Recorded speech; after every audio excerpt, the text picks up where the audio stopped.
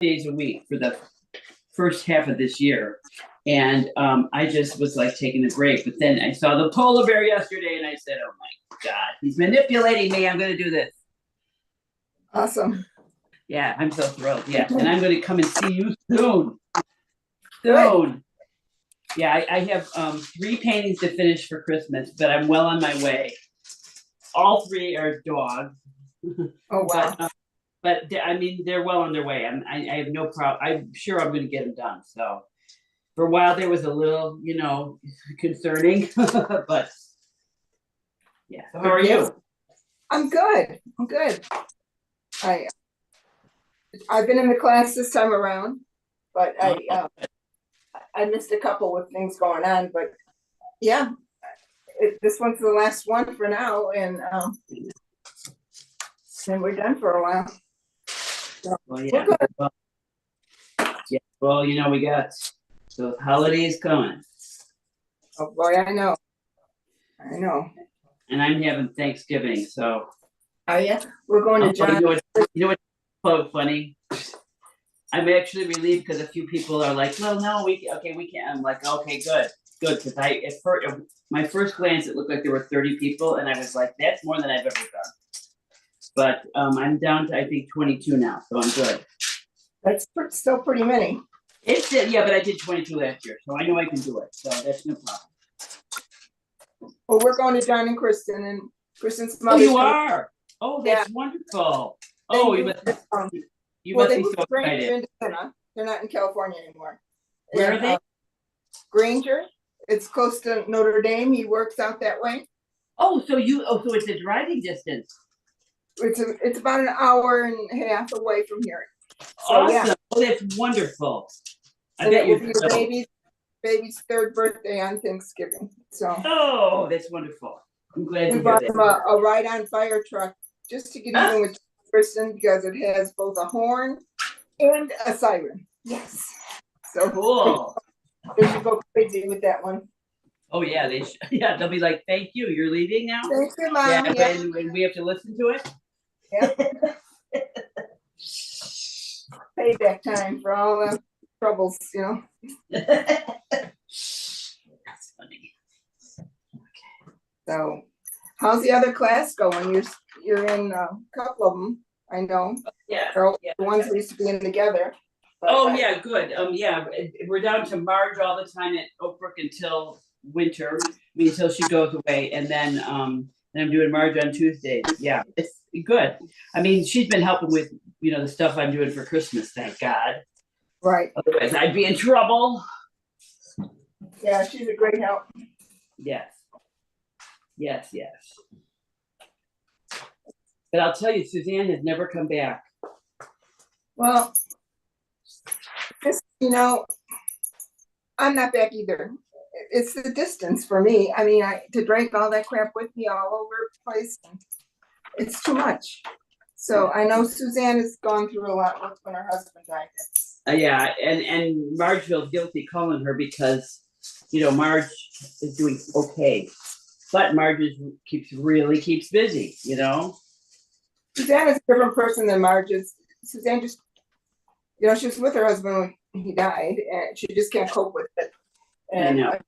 Just different spaces, really. Just give her some space. Yeah, well, that's what I'm doing, Everybody's sending her emails and saying we miss you, but, not expecting her to, she's got to do it in her own time. Right, don't forget she's an hour away like I am. So I know, and that's a pretty drive in winter for her. Sorry, Jim, are we convincing here? Okay, well, yeah, I guess so. It's always fun to have Mary Beth back. It's never a dull moment. I feel like I've been manipulated, but that's okay. I tell you, I had no idea. I just picked this one out yesterday. I picked it out yesterday. I said I had a boat scene to paint, but I said it looked kind of tough, and I just painted a boat. We painted a boat on Monday, and I go, well, yeah, let's see what else I have real quick. And I pulled up this one. I go, oh yeah, I was saving this for my animal workshop this weekend or next week. But I said, I can find another one by then. I go, I kind of like this one. This could deserves to be, it could be a decent painting. That was So Mary Beth. I had no idea you went polar bear hunting. That was Mary Beth challenge, channeling you. That's right. Yeah. Yeah. Yeah, well, I like him. He's a good looking polar bear, so. Oh, yeah. It's better than the one you sent us. Yeah, they do. I guess they do it in the woods, huh? Yeah. Hey, there we go. Actually, they hang out in the woods most of the time. That was the tundra, where there's no trees. So Yeah. yeah, there was just a little taste of what we have. It's like, and yesterday, a guy we traveled with who had this really, really long lens. And he sent us some stuff that he got from the helicopter, because from the helicopter you don't get a lot. You get more when you're on the tundra buggy, and he's even got a couple of fighting. But he did put a copyright on all of his photos, so I got to ask for permission. Hey, do this one, see if it sells, and then ask for permission. Yeah. Well, I already did one, and you know who bought it? My husband. Yeah. So, yeah. Good. He likes it. Yes, he does. Yes. Hey. Well, good to see. I mean, this is fun. Yeah. So today class is on our last Saturday class here. Sorry, guys. That's it. It's only 6 in the fall. We're gonna have probably 8 in the winter. Probably starting the second week of January. We'll be doing 8 classes through basically the beginning of March. I like that. And then I'm kind of started getting workshops going on and stuff. So it's gonna be that looks great. So it's gonna be like maybe end of March for a little bit of April. Oh gosh, and then May I'm kind of like in Tuscany, so it's like, what am I gonna do? For your Unless you guys want to get up early and paint. You got workshops all over the place. Hey, you guys, my plumber's here. I got to mute myself, so just because you don't need to hear him putting in the new faucet. Okay. Okay. All right. Good to know. Thanks. So great. We're gonna be painting polar bears today. Polar bear. This is a really nice one. I got this off my my server, my stock server and stuff. I just always love this one, and I go, well, let's see what we can do with it with you guys. And there's a lot of things to teach on it, and got some ice and ideas about thick and thin paint and things. So it has a lot of stuff we could talk about. So let me bring it up, and we will cut it apart here.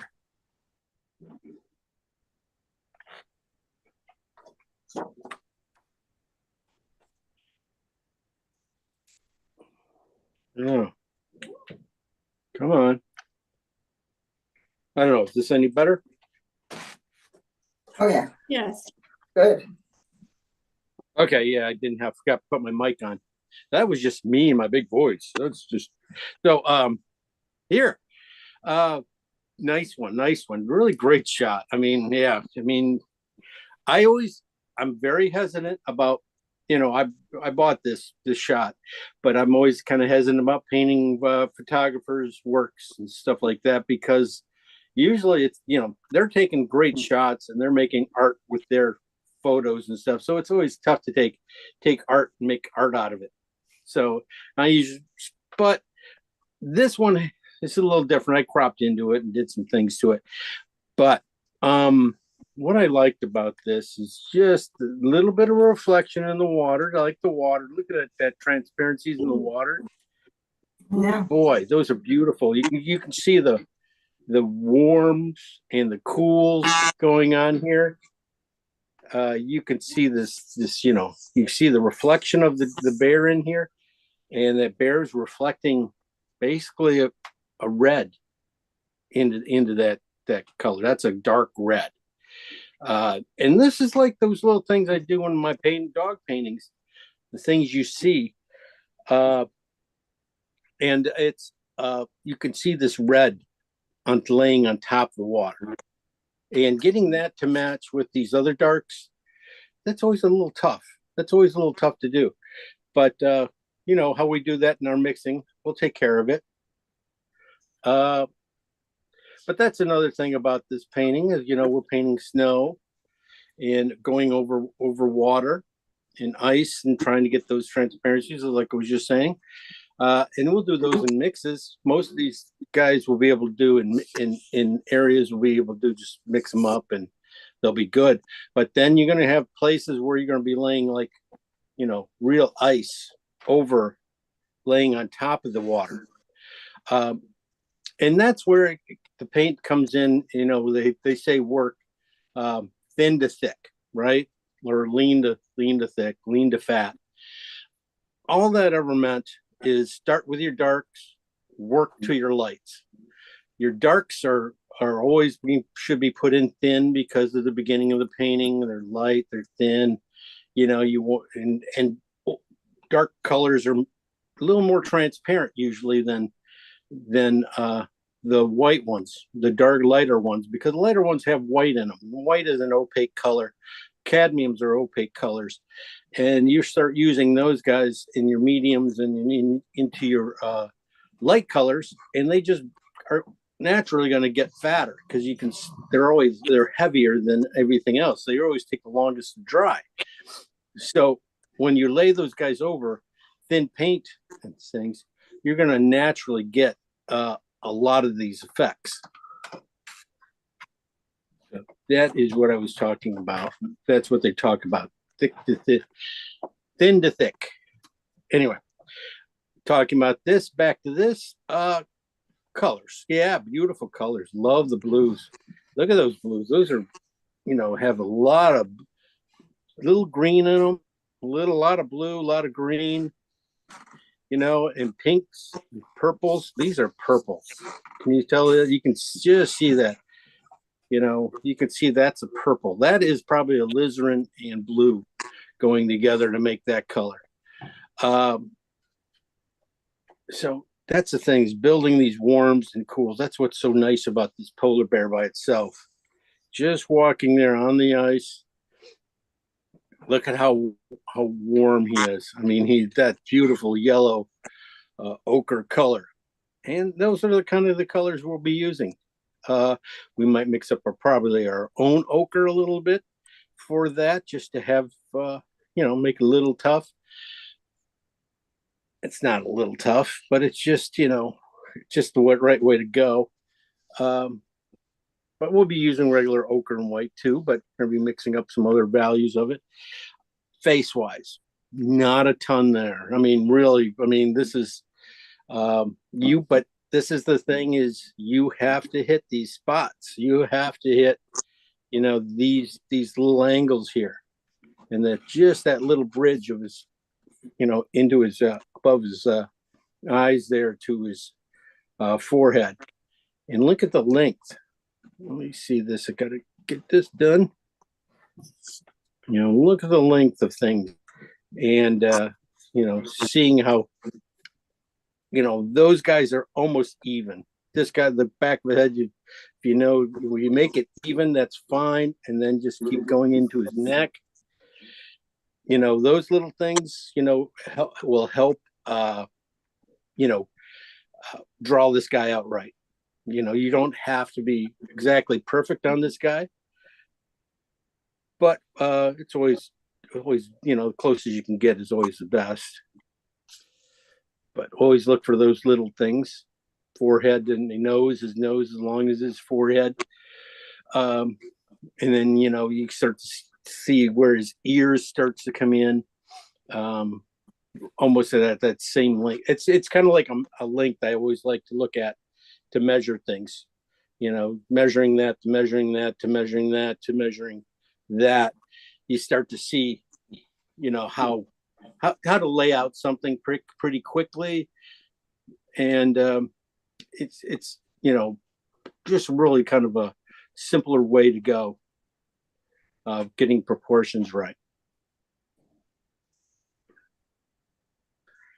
All right.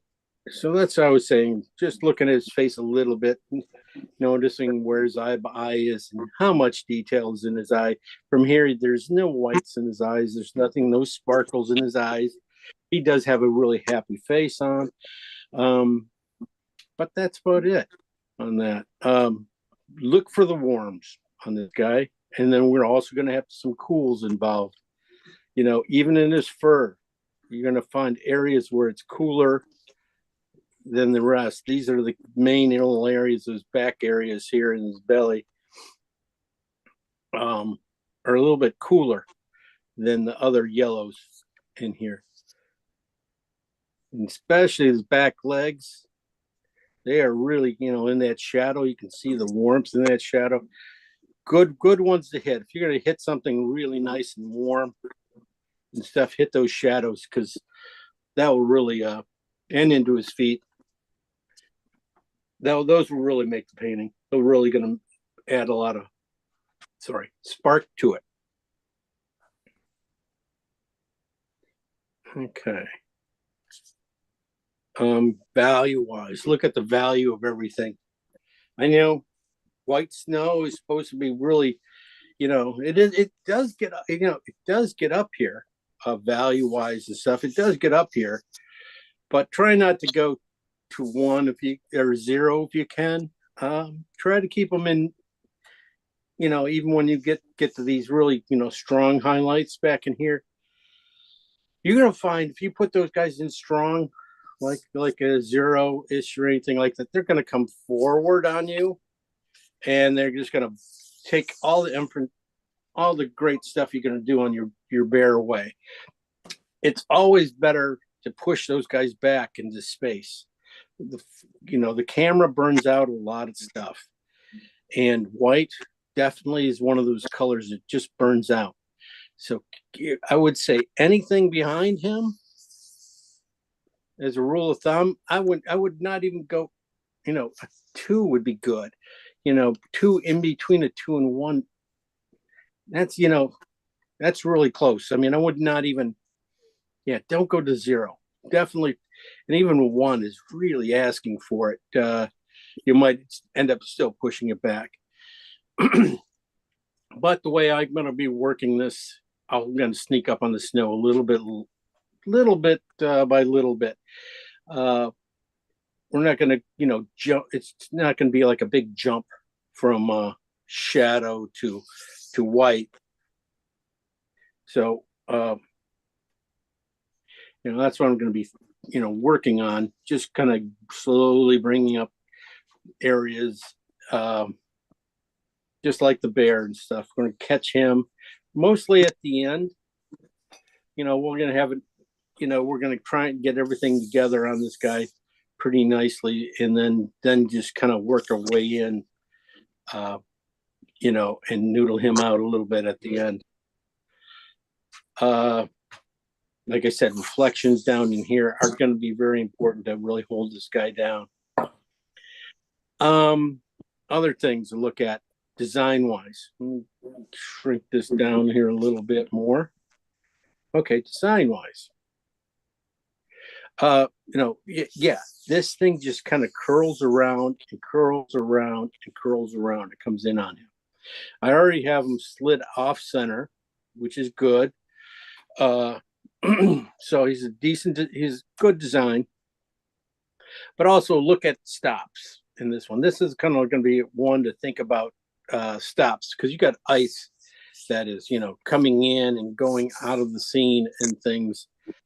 It's important to have stops like this area here, where it's darker on that side of the ice than it is here. That kind of stops the eye, and it starts dragging it down, and all of a sudden you see something else that's going to grab your eye, and just starts taking and does this. It just keeps turning the eye. You know, the eye just starts moving in, and that's what you got to create. It's all there on this one. This one's pretty much all there for that. But really, I'm just trying to tell you to pay attention to that little turn there. It's really important to keep things going, because if it went like this, your eye would probably go right off too. So just look for that, and look for it over here on this side a little bit. You know, there's always little things, you know, where things kind of start to line up and push you around.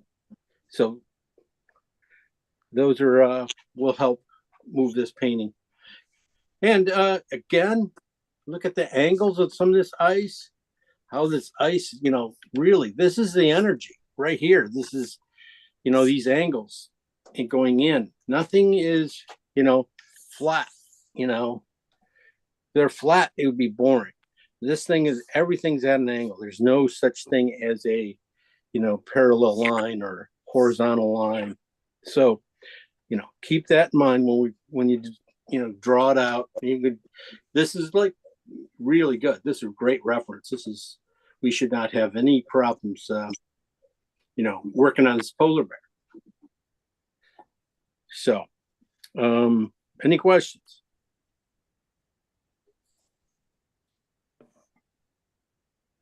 Okay. I guess everybody wants to get to it. All right, let's go over and see the kit and go through what we got to do. Straighten that out. There you go. Kit wise, gonna go with just some titanium white, cad yellow light.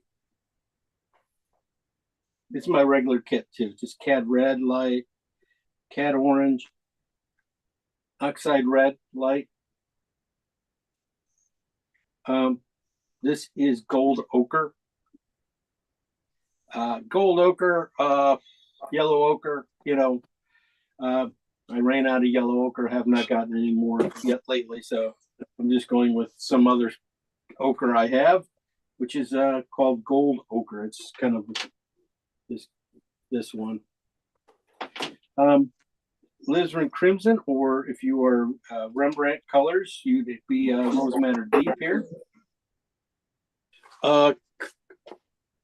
Let's see, I got muting everybody here. Okay, cobalt blue hue, phthalo green, and I do have some King's blue out. For this one, King's blue might be a really good one for you know, subtleties in that transparent ice and stuff. Who knows? I do. Yes, so that's why I put it out. Yeah, another thing, I got my big brush. I got some, it's a synthetic brush. I do have some other Rosemary synthetics over here. I have some bristle brushes for in case when we get to the polar bear, they'll be nice to help put in some fur. I also have my knife and a little paint eraser. This guy probably come in really handy in the ice, because a lot of these colors like phthalo green and the blue are going to stain the canvas a little bit. And sometimes you can get a nice simple subtlety without using paint, just by removing paint. This guy will definitely turn some things into ice really easy, just because of these angles on here. They will really, just by twisting your thing, they'll look just like ice. That's what I mean. Keep it easy. Okay. We have a nice sunny warm day, and the thought with sunny warm days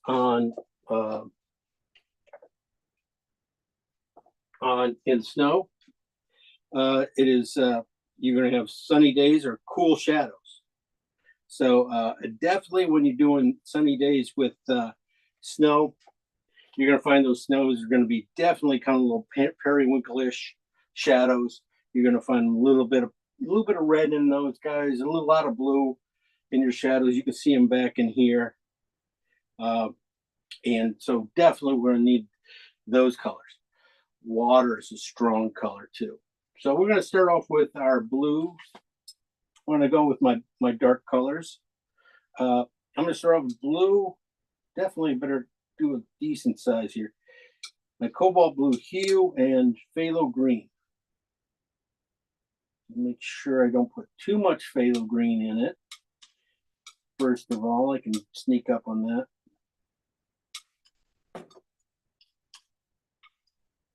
That's a great color. Good pile. I'm making a little bit bigger piles, trying to, because I am gonna do a nice painting here. I want to do a big painting. This one's going to be on the green side. Going to put more green in it, and that one's going to be on the blue side. So if I bring it down, as you can see, just needs a little more green in it. So I can get it in a little bit better. Really still pretty close what I have there. Definitely a lot better. Definitely. You can see a little bit of difference. Good. Those will make more look a lot better at the end. Just try not to get rid of all my paint when I wipe it off here. Okay. So that's going to be, those colors probably muted down with some blues and some reds and stuff. We're going to make up most of these colors. But I also need some other cool colors. So I'm definitely going to think I'm going to need some, this color here I'm going to make up, alizarin and blue. Probably is going to end up being closer to what I need at the end. What I say end, because working dark to light. And it's going to be really come into play more at the end when we add a lot of white to this color. So I'm going to make one on the blue side, one on the red side, slightly red side. I probably don't even need that much red, but we're just going to keep it there. This one's going to probably, it's almost like straight blue, this cobalt blue hue. It's just almost like straight blue and white. Just a little bit of alizarin into it to do all the snow. 3/4 of the snow. It all comes from that. A lot of my darks are done. Now I'm thinking about this dark down here in the water. This warm dark. That's going to be probably phthalo green and oxide red.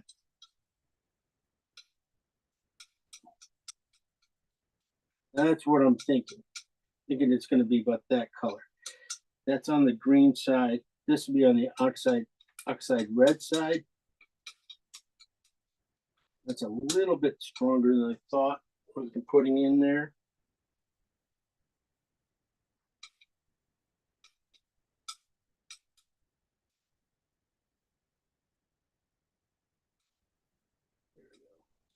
Just bring it back a little bit.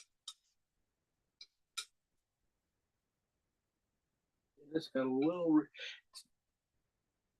yeah, that's right. This is right. These two colors are right. No white in them. Okay. Okay.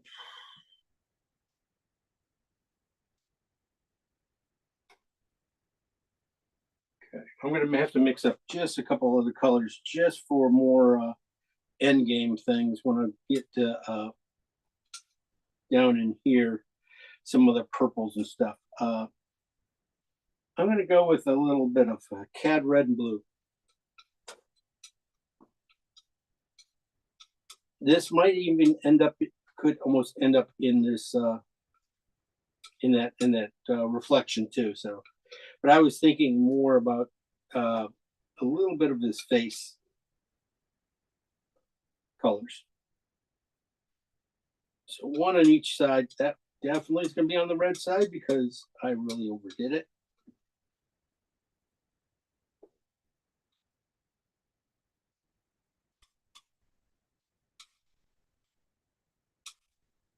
I'm gonna bring this one back probably on the blue side then. It's easier to make this blue than turn that one. Okay. All right, so we're done. That's pretty much the colors for the painting, except for maybe one what we have to do on the polar bear. And I'm hoping the polar bear is going to come out of these greens a little bit. Definitely going to leave a lot of this darks and stuff. So, but basically going to be looking at this value right in here. And you can see that's really down to an 8. So that means not much white at all. I'm going to be using. So I'm going to bring all this paint down.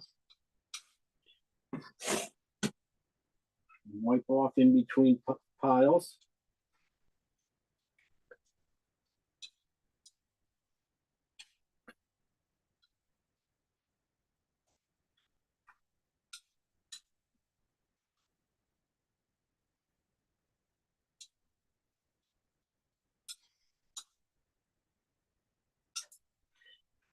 And so this will probably take care of, as we go down, we're going to do one more step where we're going to take these things down to, right now we're going to take them to probably 8, 7, 8 values. And then we're going to take them down to probably a number 2. So it's going to have a lot of white. So right now we're just going to add just a little bit of white to them.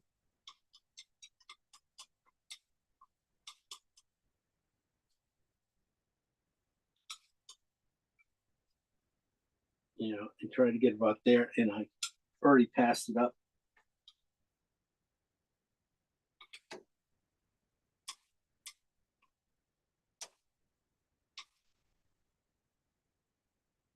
That's closer, as you can tell, though. A lot of blue in that.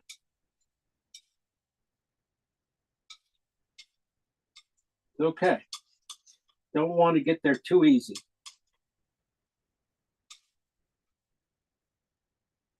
This one you can see another little bit more blue, but I'm going to put it, needs to go a little more greener. So I'm adding a little phthalo green to my color. That's closer. That's a lot closer. Just what I did is added way too much white.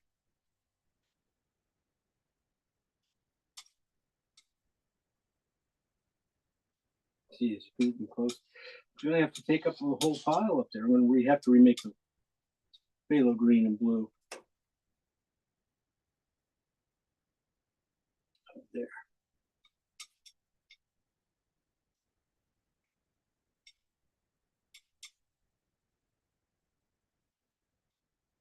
I think I this one too. No, this is way too light. It's a great color. Oh boy, that's a good color. Just a little light. Those two colors pretty much are the painting. So I'm just thinking, okay, got to get those values right. I'm at the right value. Just a little rich, but we're going to leave it there. We're going to leave it there because I'm going to tone the canvas with the red tonight. That's going to get into these colors too and going to muddy them up a little bit, which is exactly what the painting's going to need. So these guys aren't going to be too vibrant. Same thing here again, purples, just a little bit of white. This is the crimson, alizarin crimson and blue. That's going to be in there. Definitely in there. See the blue one. This is one I might just had too much white.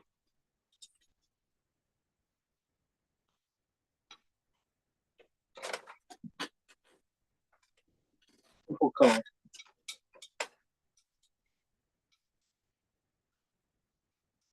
Oh, yeah, you can see it's way down here. It's probably even too dark. But, but it's in there. Okay. Touch white. Not by much. Close enough. These things that a lot of this stuff is gonna get lighten up on its own too a little bit. So I'm gonna leave them a little bit dark.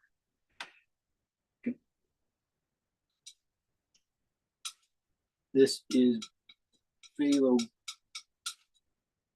green and oxide red mixing up on the oxide red green side.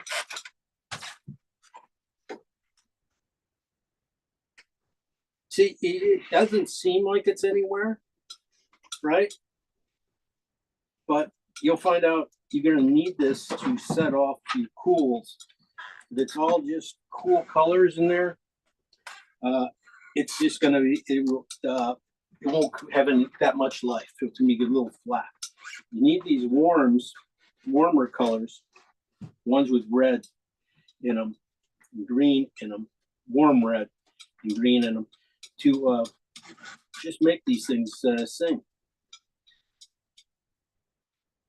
Not sure where this is gonna go. I was thinking around his face. Same here with this blue and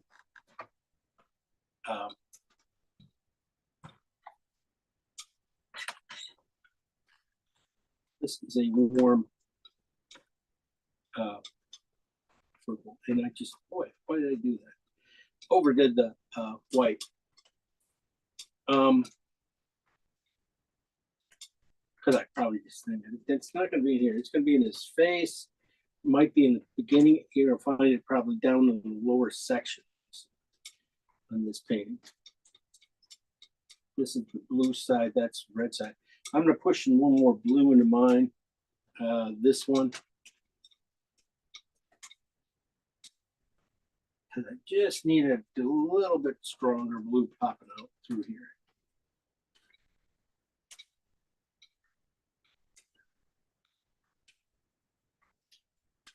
Okay. I'm just gonna, like, basically all I have to do now, I'm just gonna take a little, I'm first going to put out the paint. Put out white on each one of these guys, taking it to like a number 2. So I'm gonna just need a little bit of that, those piles. I don't need much for these piles.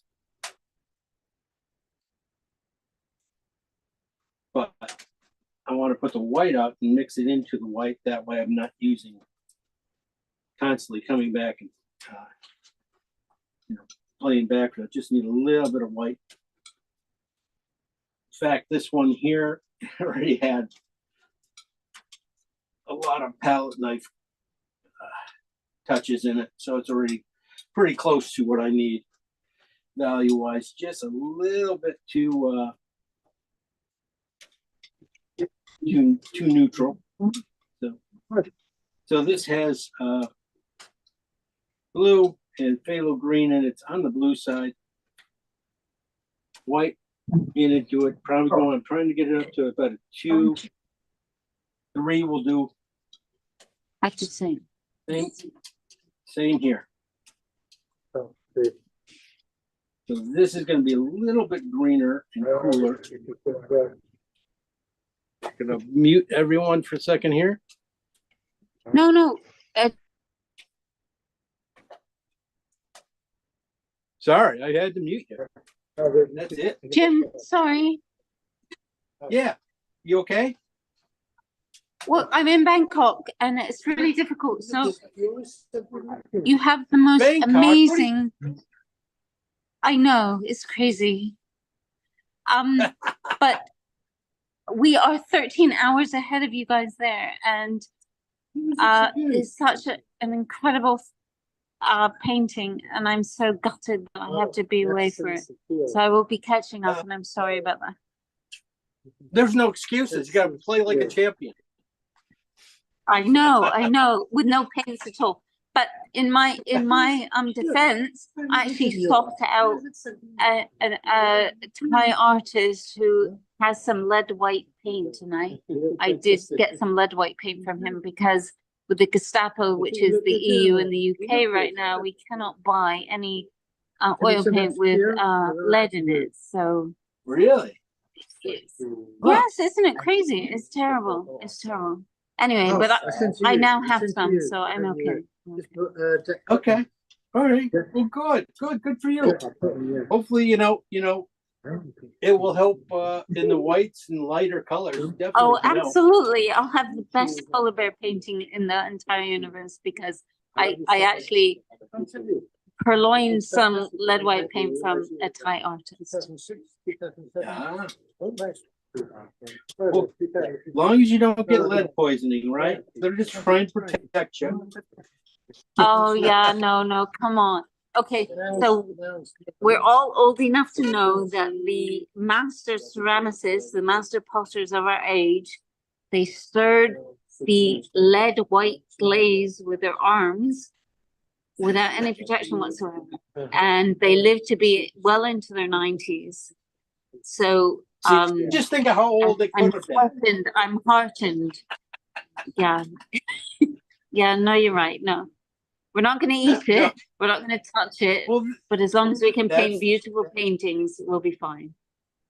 it's the same thing with cadmium. You know, as long as you don't eat it, you're fit. You could roll with it. Exactly. It's not a- Exactly. Yeah, you know, people- enough of this nanny state. Enough of this nanny state. The overreach of government is just, you know, killing the arts, which is sad. But anyway, it's at least you guys are better than we are where we are. So I salute the freedom in the US. Oh, it's slowly being taken away, but Yeah, thank we have you. to We're fight. glad to We have. have to fight. Yeah. Anyway, so I will catch up and hopefully be able to post something on the group and see you guys soon. And look, here's our Oh, no. amazing Thai artist friend Jack, who was Yeah, able you to wanna fly show here it? from the island and join us for dinner. All right, let me turn you. Let me And- put you up here. There you Oh, go. here. Hey, Jack. How are you doing? He's absolutely an artistic director. He's fabulous. Fabulous. Oh, And Well, great. unfortunately, we have to leave in 24 hours. So we're making the most of our time. And all right. Bruce is disappearing. Hey, you don't have your glasses on. We always see you with your Oh, no. glasses on. Okay, There here they she- are. These are the oh, more she normal does wear 'em. glasses. Ah, Yeah, I okay. have to wear glasses. Yes, I can't Okay, I see with thought- them and I can't see with them. But you know, you guys, there's the Canadian company who does the bionic lenses in Vancouver. They're amazing. I can't remember the name. But if we need to have our lenses replaced, we can have bionic lenses, and they refocus in less than a nanosecond. So they mimic the biological lenses which we have at birth, which then fail by the time they get to the ripe old age of our age. Yes, Which is really yes. I know everything's starting to get a little fuzzy. It's terrible. I feel blind all the time. I feel blind all the time. Anyway, this is such an amazing painting. I'm sorry to be not able to be there for this one. It's going to be a lot of fun. Tune in later, and we'll see Okay, you okay, it's going to be fun. okay. All right. Bye. Nice to see you. Thank you. Thank you. Yeah. I miss you guys. See you next. See you Oh, no. soon. Okay. Okay. Bye. All right. Bye. It's always nice to see her. Bangkok, nice.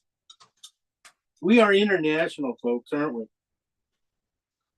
Okay, color wise, I'm just adding white to the bottom. So hopefully, you guys did not just stop here and you guys kept going. You didn't need me to run you through all this again about just adding enough here to get these colors. Definitely, you're going to find a lot of these kind of more neutral blues and purples and things back in here. That'd be really nice back in here. I'm going to try and get some depth back there. So that's basically all we need to get these guys done. Well, I'm going to need a couple more. Value-wise, what I would do. Okay, there's the step between 8 and 2 is pretty far for some of these mid-tone things. But basically, all I would do is take a little bit of each and kind of fill in the blank here and get these things. So let's just get the right value. That's That's always easy. You don't need to do every one, but some of these on the cooler sides, the ones that are in the water, definitely you could use things, simple little things like this. You can even do this with your brush while you're painting. You don't need to do it exactly right here. But I'm letting you guys catch up on this one. I've been told that I mix paint too fast for you. So I'm slowing down and making sure this works. That alizarin blue, see, that has just too much alizarin in it. So I'm going to mix one. I'm going to mix it up separately because it is kind of a main color. So it's just going to be, we've got a little, so you can see got phthalo green in there. Just a scratch, almost just a scratch of red into it. So it's almost blue and white. Blue and white scratch of alizarin in it.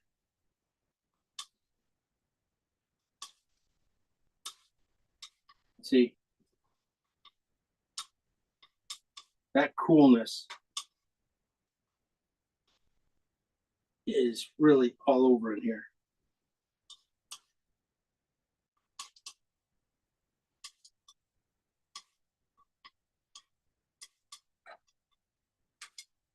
I'll leave one really heavy in blue, slightly. So these guys are going to play really well together. I'm going to take this one down a little bit farther with white to basically, like I did with these guys, take it all the way down to I got a little phthalo green mixed in here. Let's see how much damage that does. As long as it looks different than that, we'll be good. We are going to be good. Might end up taking it, like I said, the final little things, these brighter little guys, you know, you might have to take it up a little bit higher, but we'll be doing that on the warmer sides. Okay, what I have left here to do is to make the polar bear colors. Basically, that's pretty much everything else. Just the polar bear colors. Again, I would be just starting with, I'm going to start off with just a scratch of phthalo green and cat orange. I make my own ochre. As you can see, it's just a little rich, which is good.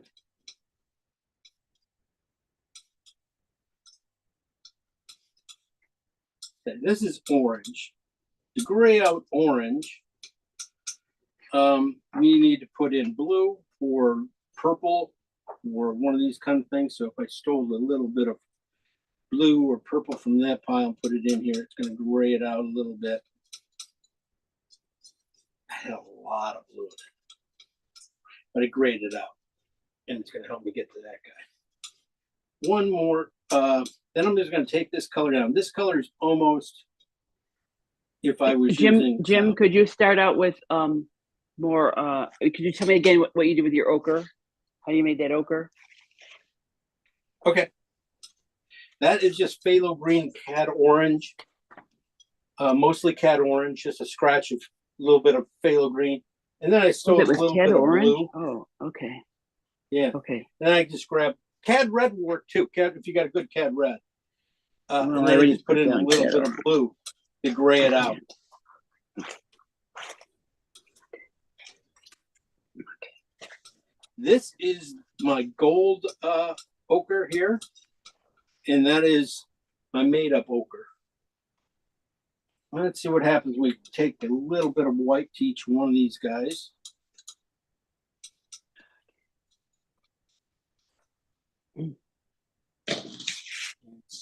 See, that's all in that back fur. That's a good one for the back fur. Ooh. That's a really nice one. So I'm going to take that to value probably around 6. So I got the really dark one I'll put in, and I'm going to put in that. Let's see what the get to do this other ochre here. This is the gold ochre. It's just a little bit redder. But it has a lot, it could fit, definitely fit in there. I found out this is a great color for Goldens. Pretty simple to mix it down to get a good solid mix and then break it up. Okay, so now if I take this all the way down to the value of 2, I start to get there.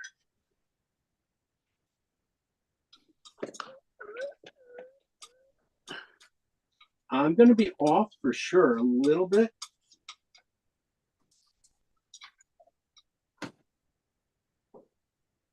Okay, I lied. That's nice because that one is on the red side. And this one's just slightly on the yellow side. This guy really so close to what we need. I have to make sure I have it. I want to make sure I have a good amount of it just because of, you know, I want more than a brush full for mine because I want to be able to put it on really nice and thick. That's good. That's good. And the same over here. I'm just going to make it a little bit bigger pile. Slightly different. Comes in handy. All right. And then the final little colors are going to be like these purples here, putting into this guy. So if I use, let me try this purplish and white. This will just neutralize the yellow and gray it out. But that can get just now when I hit it with some more white to get it back up.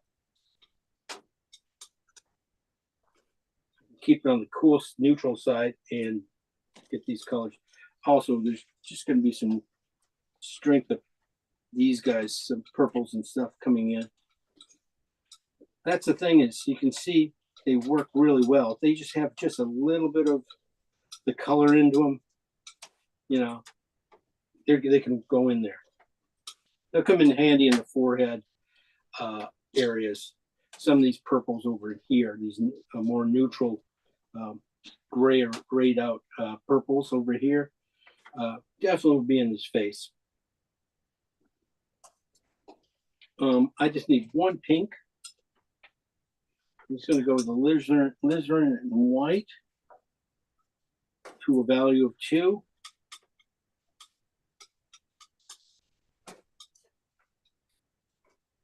So that will definitely get in around the ears and little areas and ice. I have the white, the blue to counteract it. And I got this. And the last color I would do is yellow and white. Add yellow and white.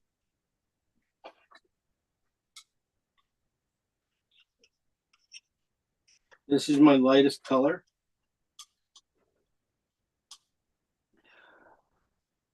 Just as you can see, it's going to come in. This is what I use at the end to add the sparkle to, you know, pop this guy. When you see areas in his back and legs and stuff, that goes on top and just adds that real dimension to the piece. All right, Mary Beth, you caught up? Okay. I take just about. I'm out of practice, you know. I was gonna say I was gonna leave it alone, but if I could get one shot in, I'm taking it, and that was it. Oh, thank you. Now I feel like You're I'm back. You're back now. He's back. Okay, our dark colors up there. We started off the water kind of colors, and they might be too strong, but they'll be fun to put in there early. They are blue and phthalo greens, This one's on the blue side. This one's on the phthalo green side. Down here, we wanted to keep it pretty dark and went to like a number 8 value coming down. And then we wanted to get them all the way to a number 2 value, pretty much all white and just a little bit of color. But then I also did a couple in between, kind of like a 5 or a 6 here to add just a little bit more color to it. So those are the phthalo greens and blues. This is blue and alizarins coming down with white to an 8, to a 2, and then maybe a 5 here.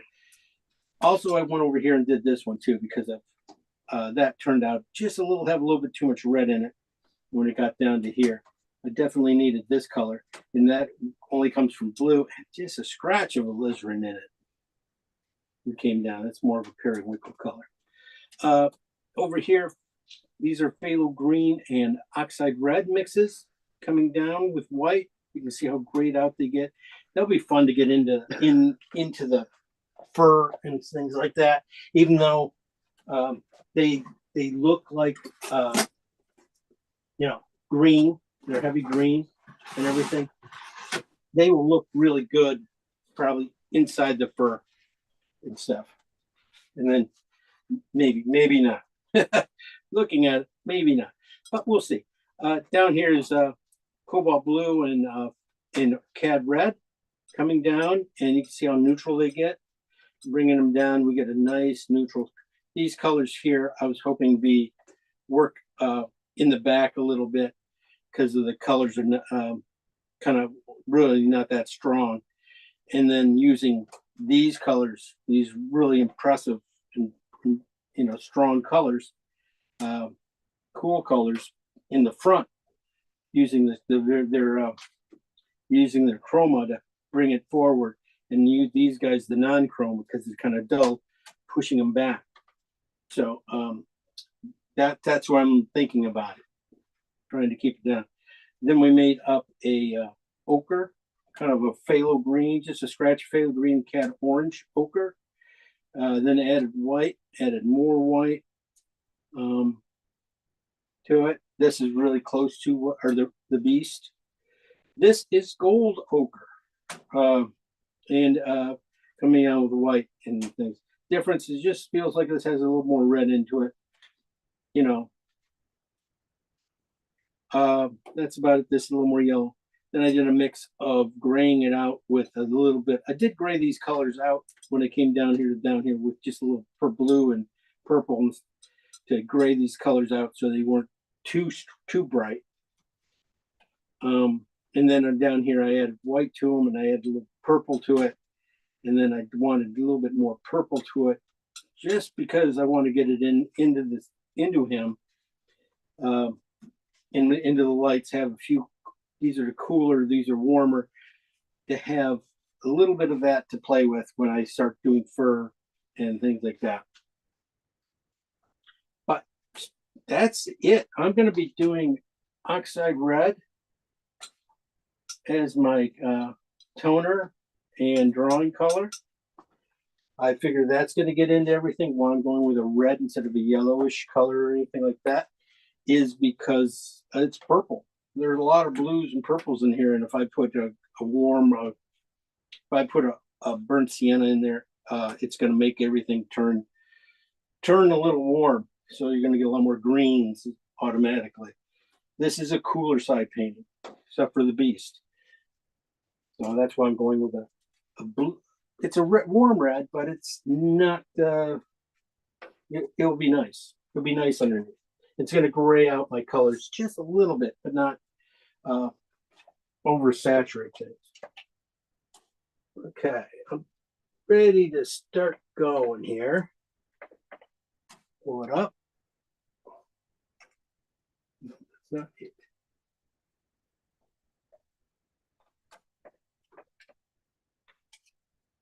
There he is.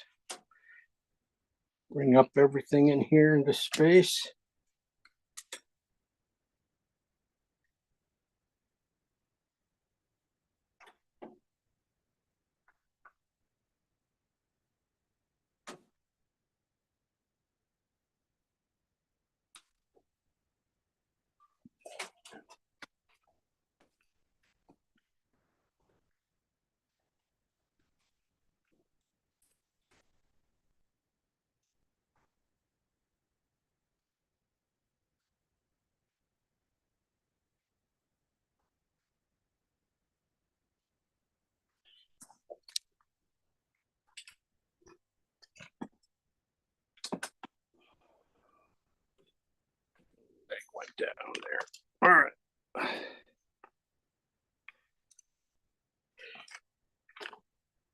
turn this just enough where I can get my feet in here.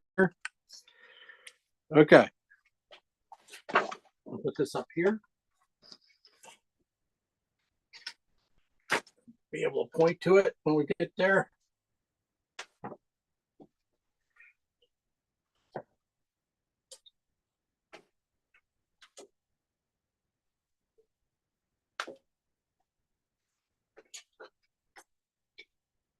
Big brush, big ideas. So I'm just going to tone this out, thinking a little bit about where the ice is going to go. The pattern, and I'm not going to worry too much. I don't have to worry about the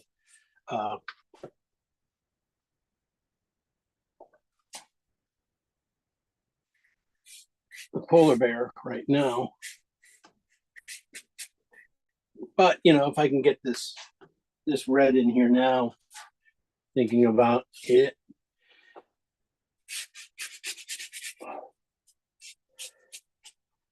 More oil would be nice. So when I put my darks in, I kind of know things. The good things to think about too. Darks and lights on this one. That's so. That's the whole painting. Darks and lights. Make sure when you paint this guy, this back end, look those darks around him. Those are so important to really, pop him out. That's what carves him out of the set landscape, besides being yellow. The contrast between the right underneath his head, right here by his feet, and right here behind his butt. Really just makes everything.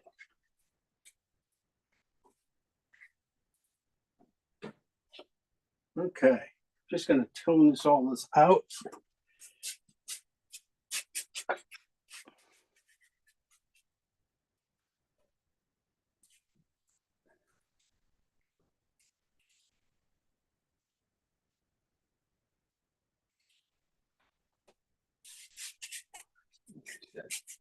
Going to be pretty light at this back end stage. Going to have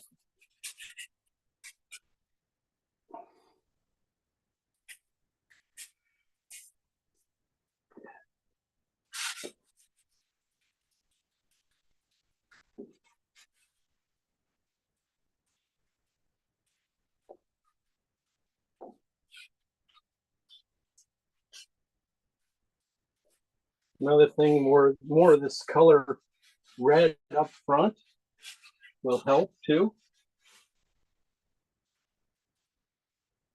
Just keep it a little bit lighter back in here, a little bit, but not too much. So this will help really just punch it.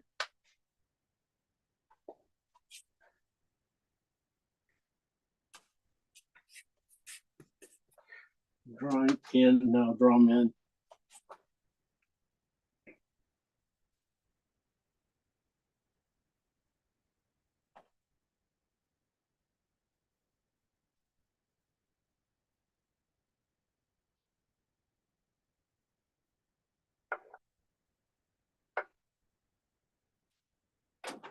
Okay.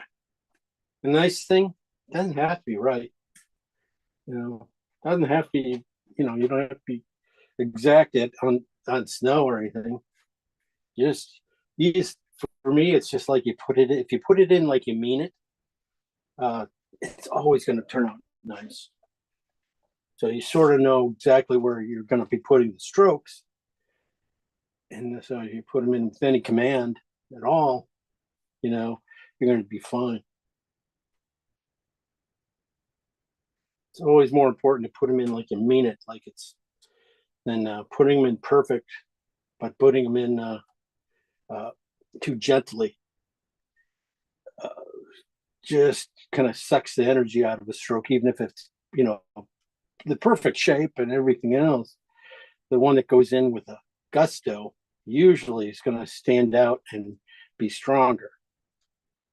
So I gotta watch where I'm going. I already got his leg too far here because I can't get his head any farther. This is where his head has the end right there. So I gotta move his head back. Head goes there. Neck goes about there.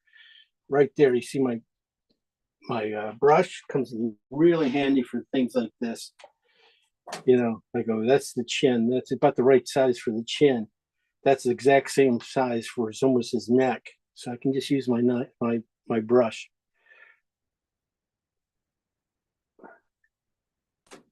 Just got to get the right angles.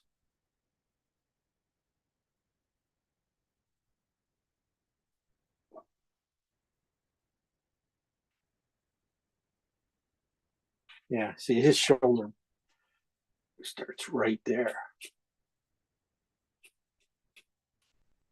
Now way up there. That's why I was playing with the ice, going, oh. So pear belly, shoulder comes in here because see the mark back in here, shoulder blades right up there. I'll just work from there and work back, which is where I should have been, but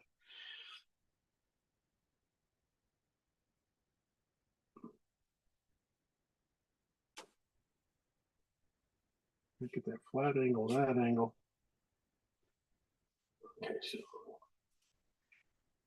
probably a little bit too far on the ice. Fine, not a big deal. Okay, push this back a little bit, a little more stretching it. That spot. And get the width. Okay, leg could be a little wider, but that spot's about right width, right to here, and then stretching it back. It looks like his leg goes straight back, but it doesn't. There's a little hitch right at his knee to look for.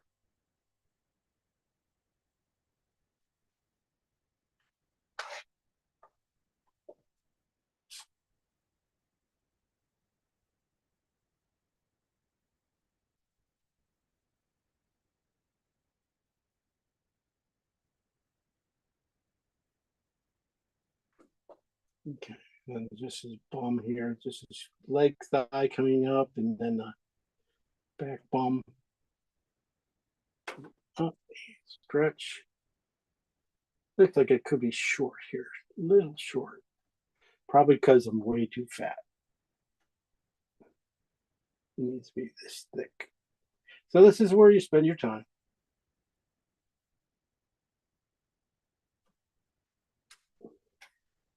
Make sure your drawing's right.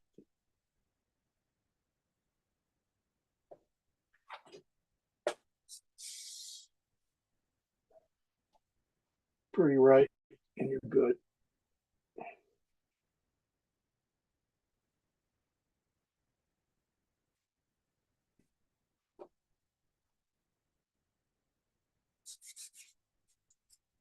Okay.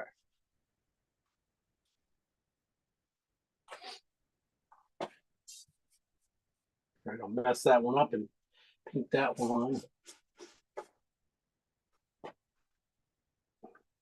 Probably made them just a hair thick too. So that's okay. I'll figure it out. Like his head comes way down farther. He's tilted down a little bit more.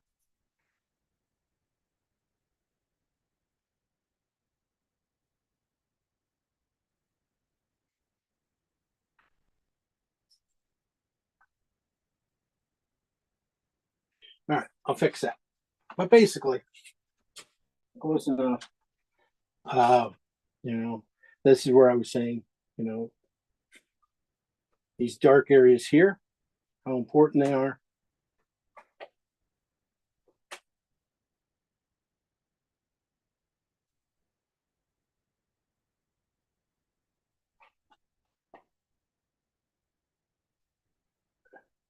So we got people tuning in from Bangkok for this one. That's pretty impressive. Come on, that is. Angles, like angles. If it looks too boring, put a little more angle at it. push it down. This is basically a pusher. Look at that, pushes this guy. All that energy comes down, pushes right into that guy. Yeah.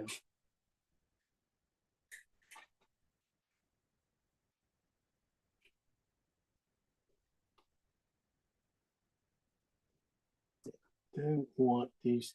Another thing though, I put it on, angled it up, making sure that these angles here don't repeat themselves. So this one is slightly at a less angle. This one can be a stronger angle. This one at a little bit less angle. Pieces of snow. So.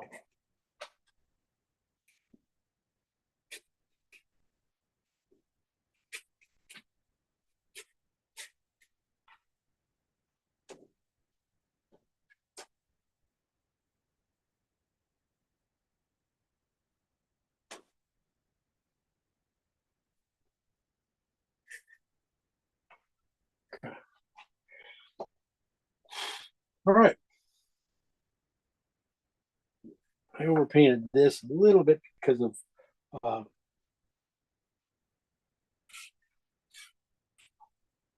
basically overpainted it size wise. I can bring it back down.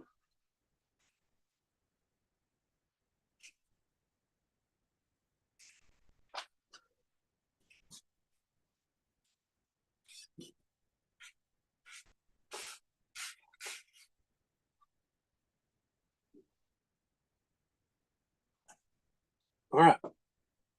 I'm going to start here. Even put in the blue down in here, this underneath here.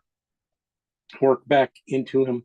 So this is going to be straight blue and a little phthalo green, the very first color we mixed.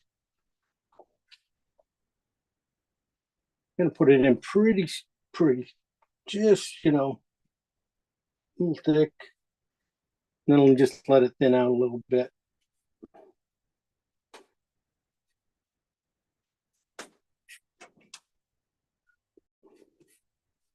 It's a very transparent color. I think that's one of the reasons I like my cobalt blue hue, is because it's more transparent than a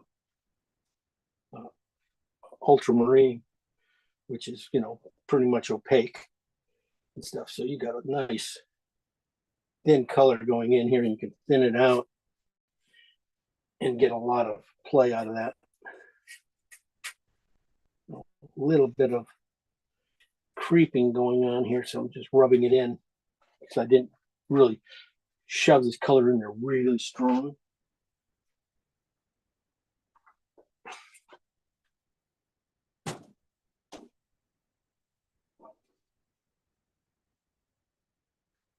And just go around and get these spots here going around with that blue.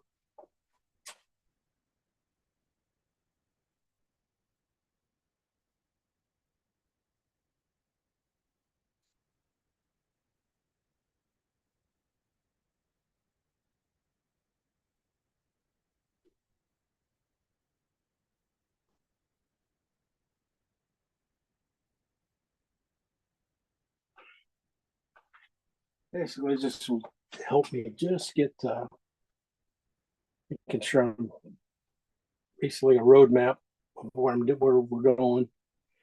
I don't lose myself right off the bat. That's always where you like get these dark colors in, the structure in, going here.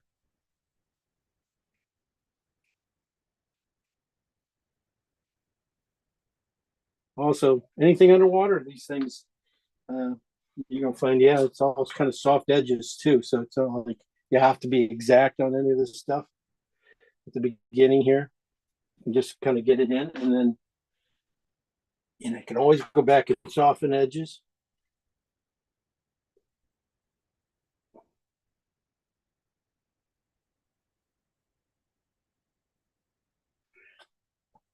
Brush is kind of spreading out there, raking out.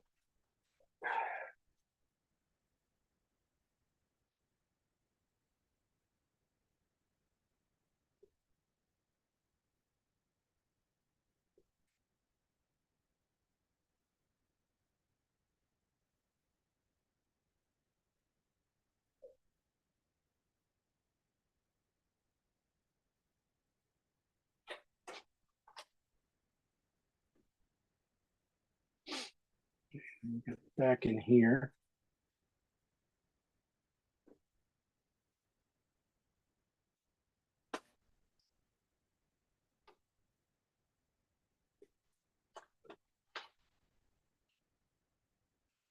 Same color, just a little bit thinner. That's all I'm using right now. It's just the same color as full blown, but just a little more oil.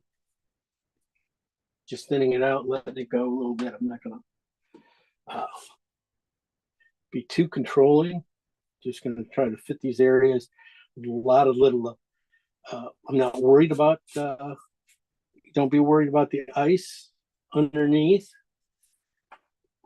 because that will come in the next one pretty easily. I mean, yeah, okay, got big islands of it. That's different. Islands are different than, underwater. It's already underwater pieces, values and things. We're not really going that strong yet. As soon as you add white to it, though, that's when it starts getting opaque. This color gets opaque, and when so that's when you need to start getting a little more exact. But till then, we're okay. I'm going to even cheat it a little bit, into these areas up in here, and the edges back in here. Basically, because I don't I'm just hedging my bet about the depth of the painting, saying that this color definitely going to be in any of this ice and stuff. And so when I do mix the color in there, I can always get it brighter. I can get it brighter and keep going brighter and brighter. But I think if I put this color in just subtly, just so gently a little bit in here, I can get the depth easier and cleaner. It's just probably more natural too. I think that's really what I was thinking. Instead of just cleaner and easier, it feels a little more natural.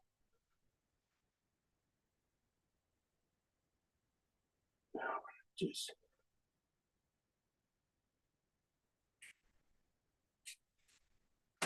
push his head back down a little bit there. And then the front too. I did miss that too. Well, this painting is pretty much blocked in. Oops. Which one I grabbed? Regular. Well, I grabbed the wrong one, which is fine.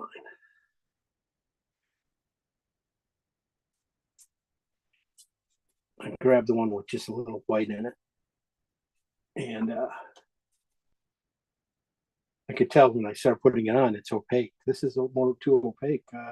Should feel a little looser, goosier here, color-wise. Anyway, so that was just pretty much blue and a little bit of phthalo green. I'm going to come back now and just all my other colors. Not going to be back in here too much. There's some purples and stuff back in here, but most of them are going to have a little bit of white in them as we go here. So, but I just want to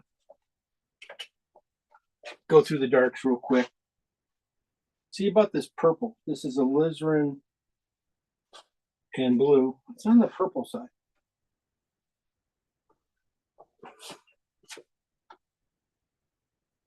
If I want any place really, really, really, really dark, because this is one of the darkest colors I make. This is probably where I'd want it, right in here. Right in here at this very front piece. So it has just a little cool red into it.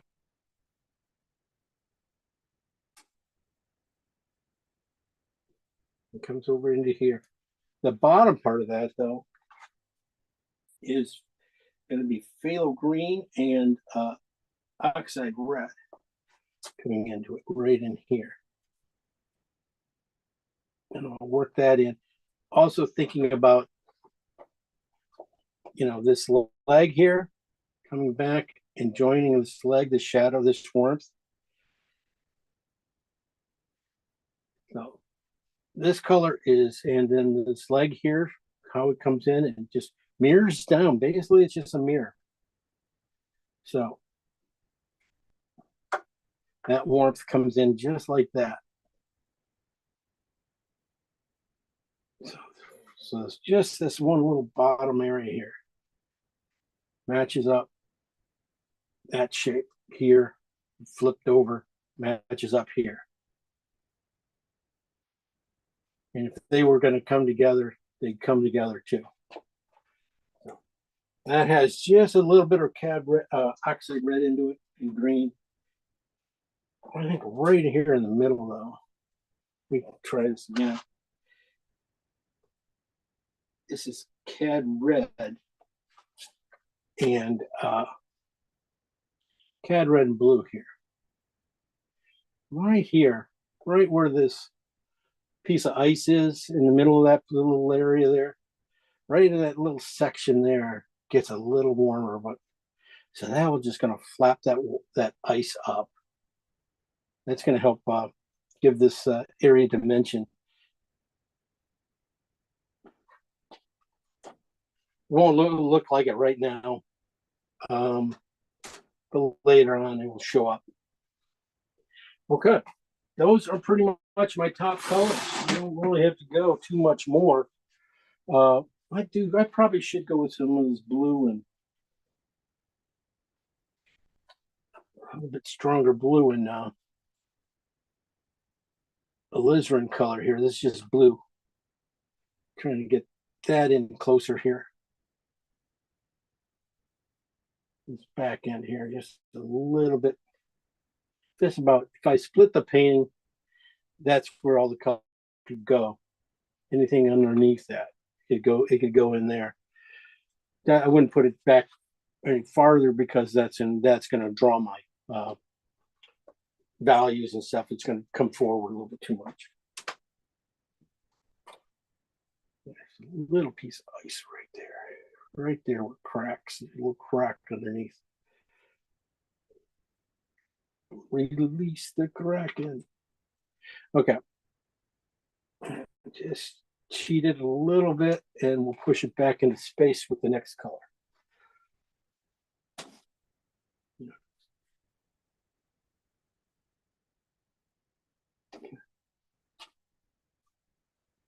That's it. All right. Now I can go in my second row colors. This is probably where most of the painting is going to be, right here in the second row colors. I should have probably toned this out a little bit. This bottom part here is phthalo and blue. This is where the ice is going to go over. And like I did here, just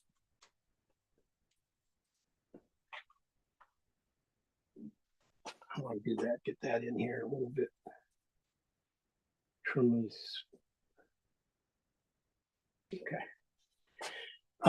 Since I'll be going to real colors and stuff, just want to make sure everything is in proper areas. Okay, feeling good, feeling good. Good. Okay. Let me start off with this blue and phthalo green and white, just a touch of white. Like I said, pretty doggone dark. That color is really close to what I need.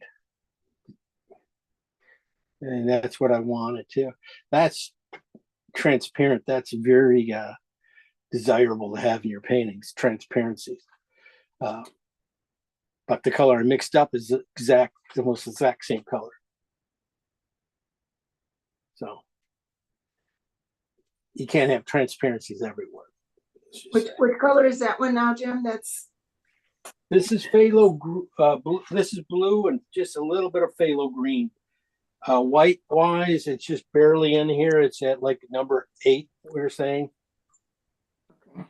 And I'm gonna just run it in here and just keep it really smooth at this bottom area. As you can see, this areas here. So everything with this, just a nice, long, drawn out area that's really just nice and clean. kind of on the edges of those white things. Yeah, those Okay. white things.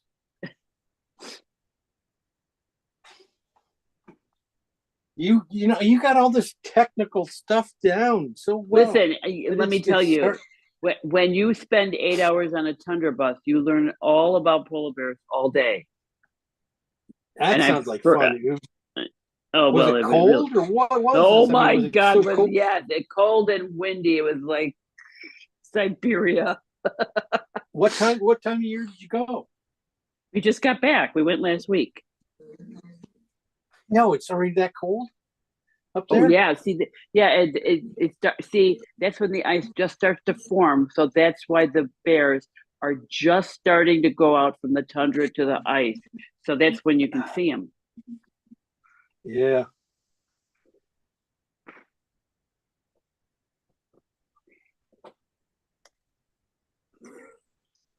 Okay, so this is just basically blue, a little phthalo green, and white. And then number 8, very dark. And I'm just going to work that into these areas here, any of the shadow areas, put it in. Because the next color, I'm going to use that to lighten it up. But I want this color in here pretty nice. Going to leave this side a little cooler. Going to go a little warmer over here too. So I'm going to switch to a little bit of more phthalo green in this color here. So they don't all look, the painting kind of ripples a little bit of values with cools and warms going back and forth. So it doesn't always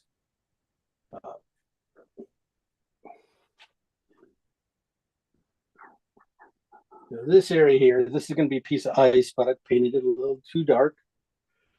But I can keep going here and paint this area here too. And right around the edge.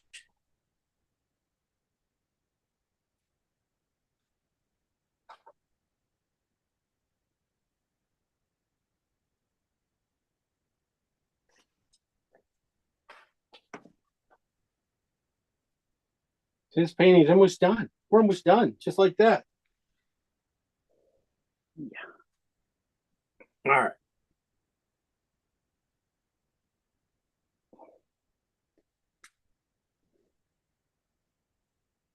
Yeah, and I didn't even know you went, Mary Beth. I was just, like I said, I just picked this one out of the blue. Well, it worked. I tell you, I think the painting god spoke. I said I was going to paint this. It's a really great boat. It was a really cool boat. Landlocked. I mean, it was just, I think the tide was out. It was just sitting in a really nice old boat. Really, a lot of nice lines on it and stuff like that. A lot of character. But I just said, I don't feel like painting character. I want something that's just going to sparkle. And then I turn next image was this. And I go, yeah, that would be fun to paint. And I think you guys would enjoy it. I'm going, it's not always about me. I mean, it's, I know you guys, a lot of people tune into this now for animals. So, and we didn't paint one last week. So I feel like, okay, we can do this. But if you guys, rather paint landscapes than, less animals, let me know too. Okay. We love the animals. Thank you. Yeah. I know you tune in for those. That's good. Thank you, Luna. Yeah, I know. So I do keep you guys in mind. And I definitely, they're always fun to paint. Well, I have to tell you, I'm buying your calendar for my friend who told me that her golden retriever is the love of her life. Now, mind you, this is somebody who's been married 4 times.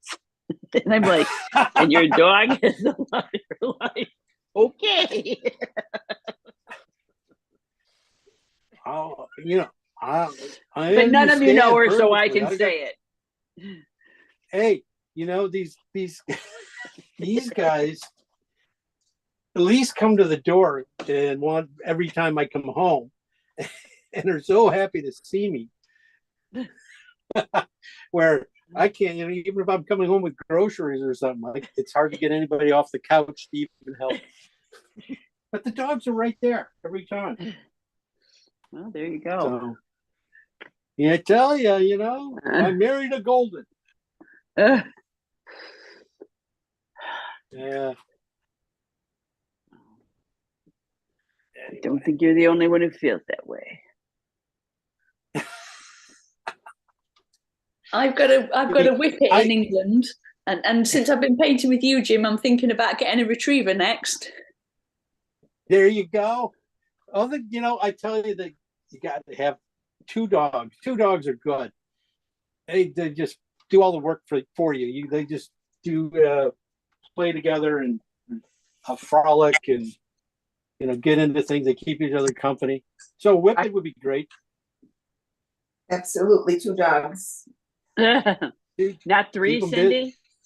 Well, the coyote's got the 3rd one, so I never did get to replace them, but 2 is good. They keep each other company. And that part where the one is not physically as good as she should be. She's almost 12 years old, but and the other one has become a puppy at 12 years old, so go figure. That's funny. Nice. Okay, color wise, yeah, this is a mess.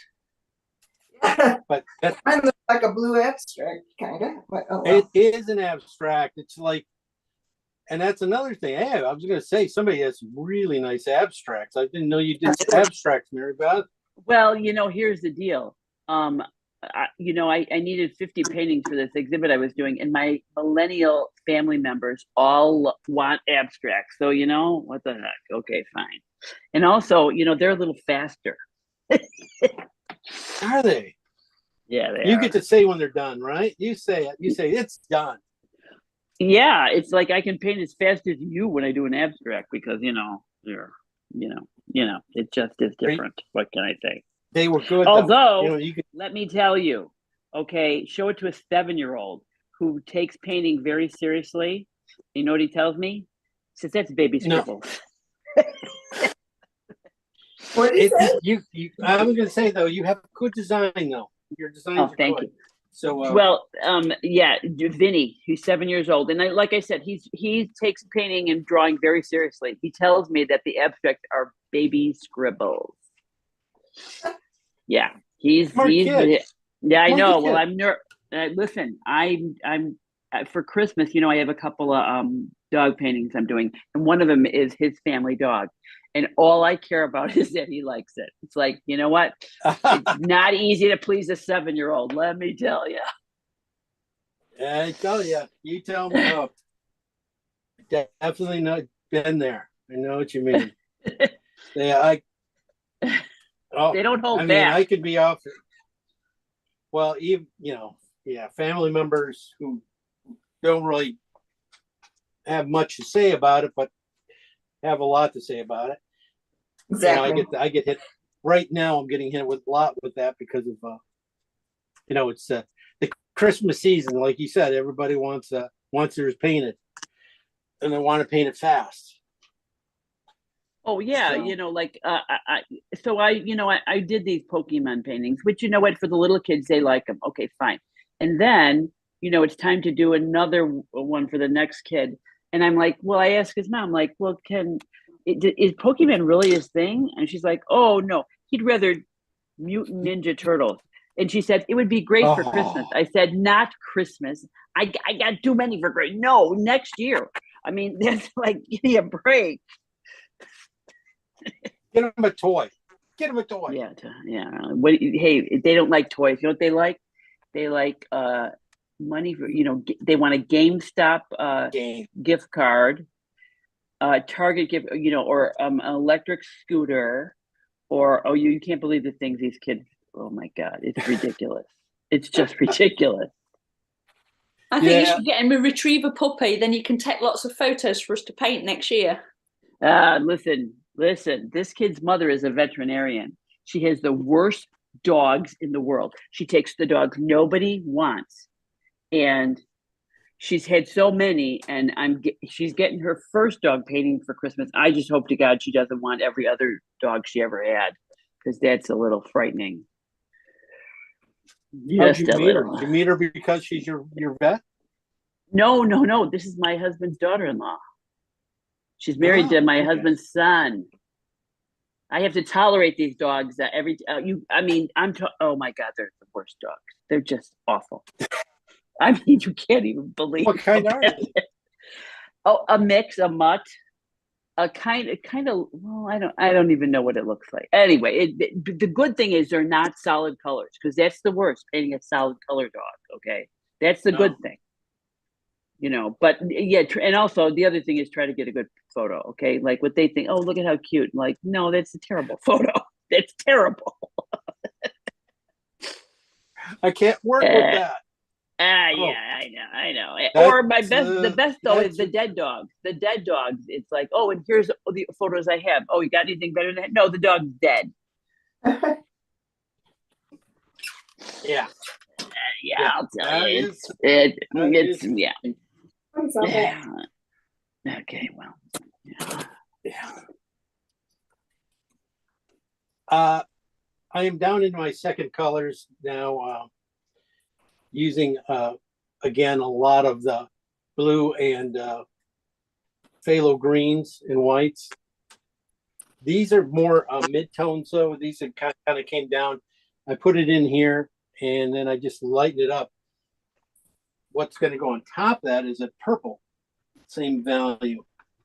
I have that green down, and I'm going to put a light purple on top of it.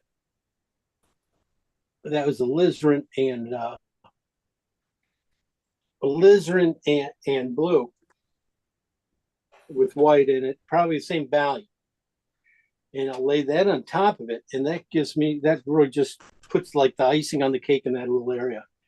That's really what this area could look like. So it's going to be a lot of purples going in here, working away now at the end of the ice. But even back in here, this is basically, it starts to get almost anything underwater here, has a little more green tinge to it. But then it also has just a little bit of that purple in there too. So when I put that in there, I just kind of throw it in there. I'm not going to try to mix it. I want the two to live together in the same house there. So just a little quick swoosh color. This one I put in first, and yeah, that went in. That's more blue. So that's blue and phthalo green with blue. That was the first round, and now I need to lighten it up one more step.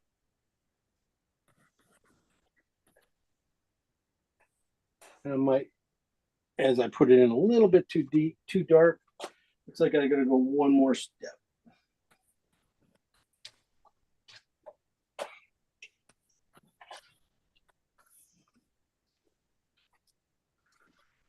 Okay. Better, much better. That helps me in here. This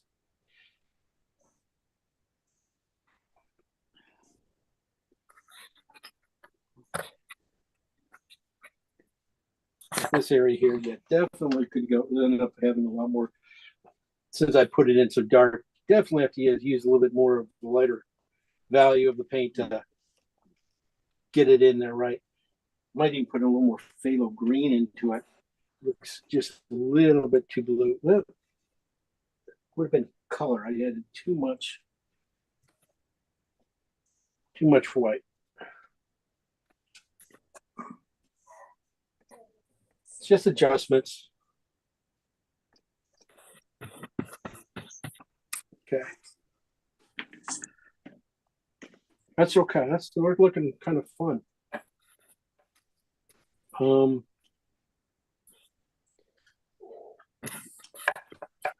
Same over here, just a little more.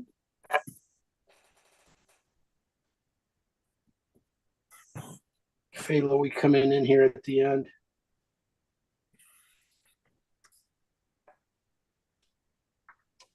Okay. What you're going to find is a lot of this alizarin in blue, purple, right here under the ice here, going into the green, or phthalo green mix. That works really cool. That's going to be, right in here. These edges underwater coming up, you can see. So look for that color. Definitely. I think I probably overdid this. Not going to do that too much.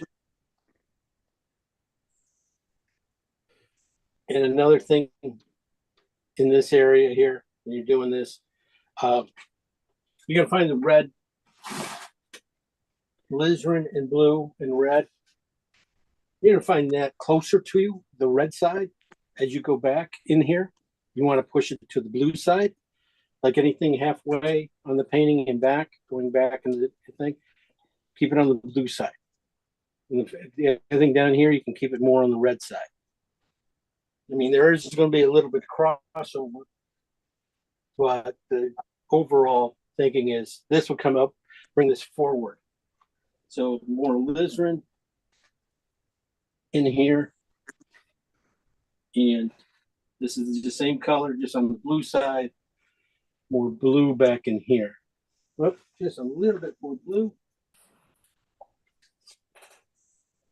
You can barely tell. That's what I'm working at. Gonna keep it. So get that alizarin in here, just to block this color it's in.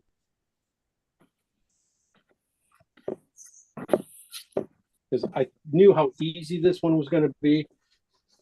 Ha. Yeah, right. It's all easy till we got to paint it. But thinking that that's the thought I'm doing, I was kind of going with is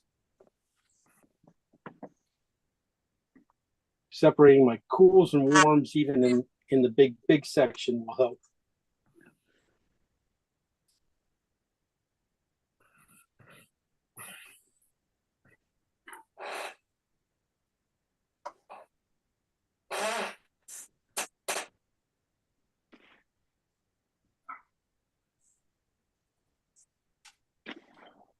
And I haven't done anything with the blue and white yet, or any of these warmer greens and stuff. They're pretty much non-existent. I don't have to do too much. I think I can get a lot of this back stuff done with those colors. And I should probably, like I said, made slightly bigger piles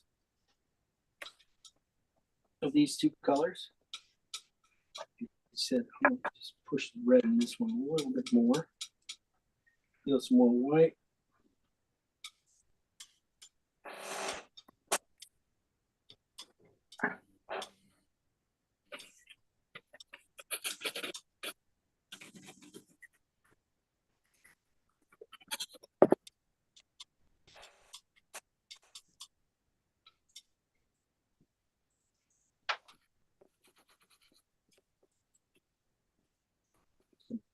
Go with this red here. Here, really can see it. Red. I said red, but I meant more red in my blue here. Areas. And again, just making sure things kind of lean in and bend a little bit.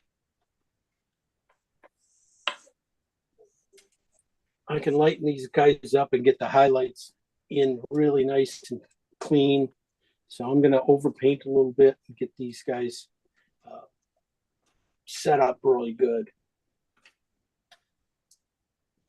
for the most part here.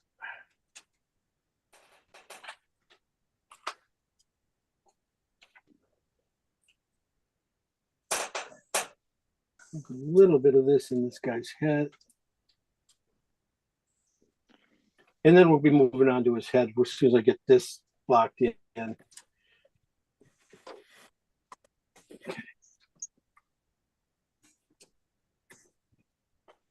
So you get here, you start to take it to the blue side.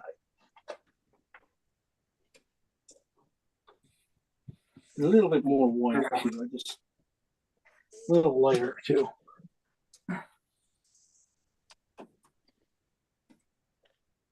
But this is stuff you guys probably already knew, so I'm not gonna harp on it too much more.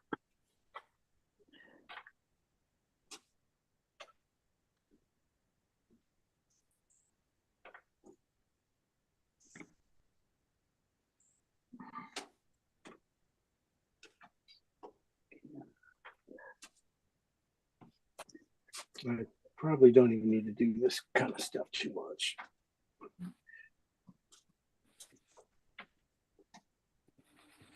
Just one of those things. It's hard to break what I usually do to, go, okay, we should jump in. I should be right now, probably. Yeah, I got another 15 minutes before I have to we start the bear. So I have this stuff all timed out so perfectly. That's amazing.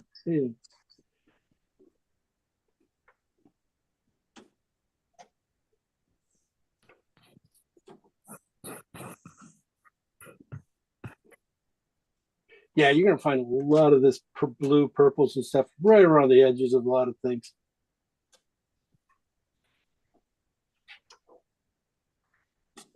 These aren't even my lightest colors. These are still like number 6s we made up right at the end. Just because I knew I got the darks, I got the lights, but I did not get the big time things.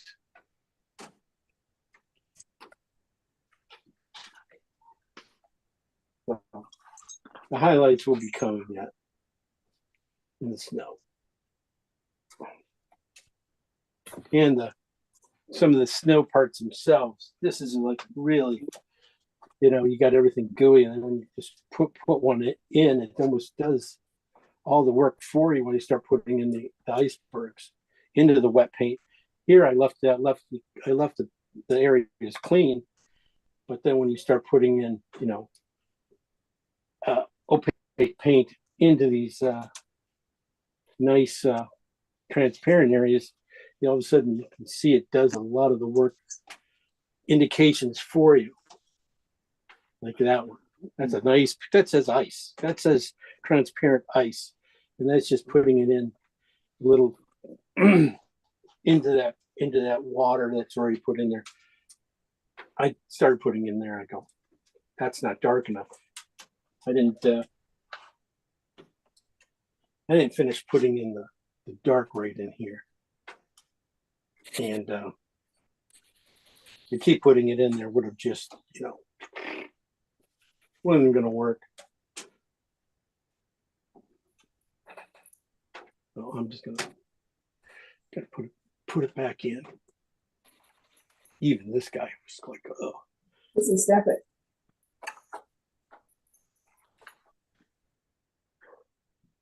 Okay. But that's how this will start to work, just like that.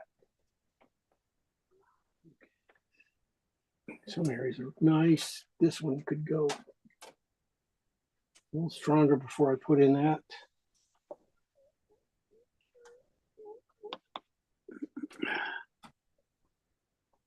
Hey, who's whining? There's somebody whining in there. Okay. Just goofing, sorry.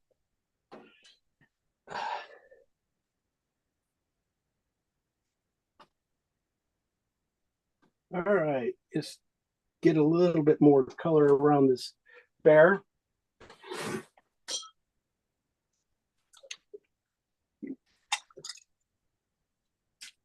I don't expect you guys to keep up either. I mean, because this, you could spend I could spend a ton more time on this ice.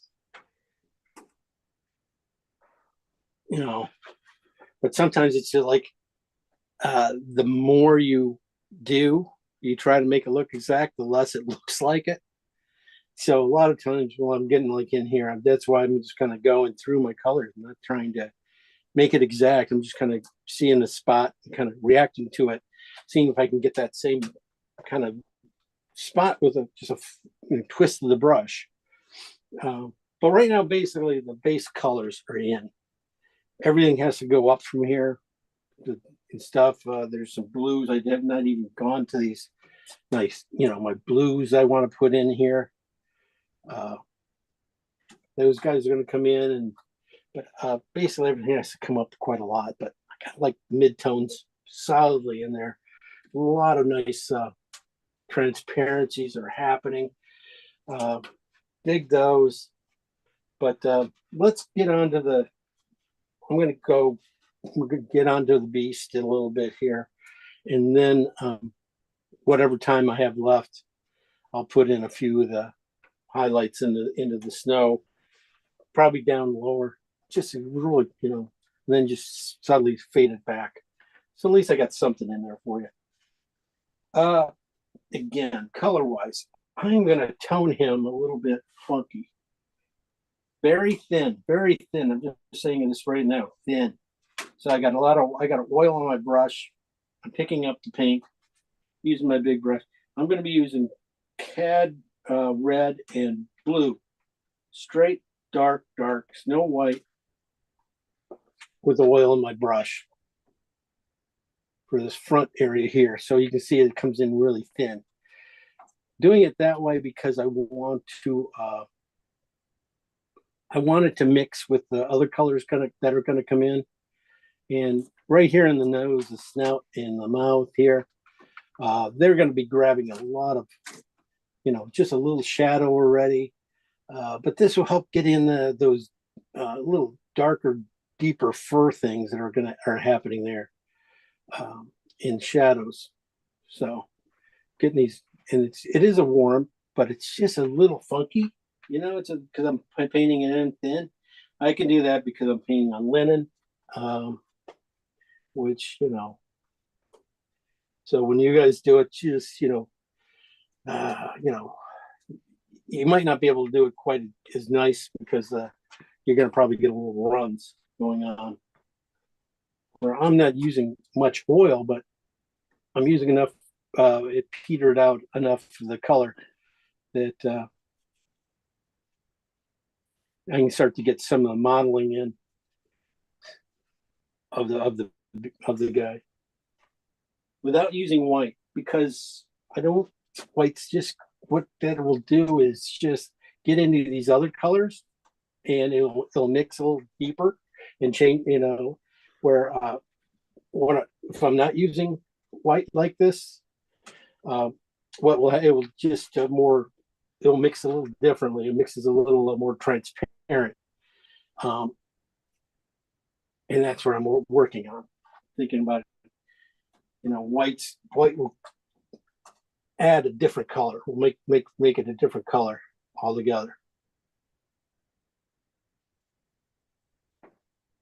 So just this gives me a touch of the blue too. I can get a little bit of the blue paint going in here. Fun. Look, if we paint just the photo, it will be okay. It's gonna be good. It's gonna be good. But if you're adding these other colors, you're really pushing, letting these blues and purples and stuff get into the bear a little bit, before you play with it all the way. It's gonna be a little bit more fun. So look for letting the background in to the bear a little bit. Oh, Mary Beth, we missed you. We hear a sigh. Oh, I know, and you're like, oh, that's very bad. Well, Mary Beth is sigh. Well, that's good. I don't care. I'm just goofing. It's goofy. I know. Yes, I'm sure you do.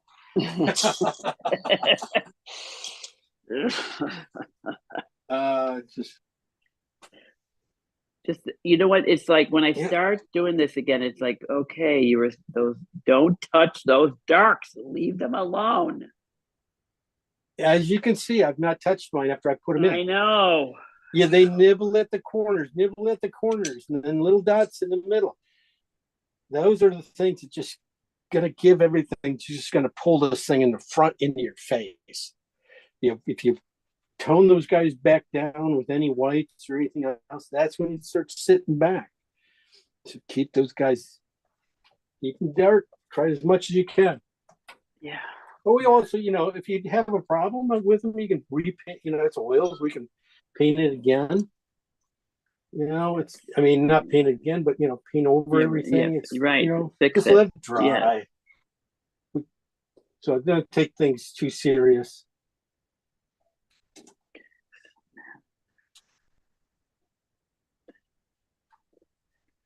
So how long was that trip there, Mary Beth? It's a week, but it takes a long time to get up there. That's the whole thing. Oh, you only this spend was 2 your days. tour? No, this was my husband's dream, and Cool. it was hard. It was not easy to talk him into like actually doing it. So, but it was cool. I gotta say, once I realized this is something he really wanted to do, I did everything I could to encourage it because it was really cool. And let me tell you, the kind of people you're traveling with, out of 16 people, Yeah. it's a small group. These things, it's not a big thing, which is very nice because it's just a better experience. Anyway, Yeah. we were the only ones who haven't been to Antarctica. We're only ones who haven't been to Africa. You can't believe these places these people travel. It's kind of unbelievable. Yeah, what's wrong with you? What's wrong with I know. you? Yeah, what's wrong? I know. Anyway, well, I tell you gotta do it. Jesus. Oh, I know. Just that painting in France was so much fun. Oh, I heard. Listen, I heard all about it. Everybody said they had a good time. I tell you, I tried to keep those people wrangled in. And all they want to do is go out to the casino at night. Really? Okay. You gotta watch it. You gotta watch that Lisa. She's right. Okay, my God. The first thing you want to do. Sorry, no. Lisa. You can't help it. They're good painters. They want to hang with you. They were fun. Okay, I'm sorry. Got off on tangent there.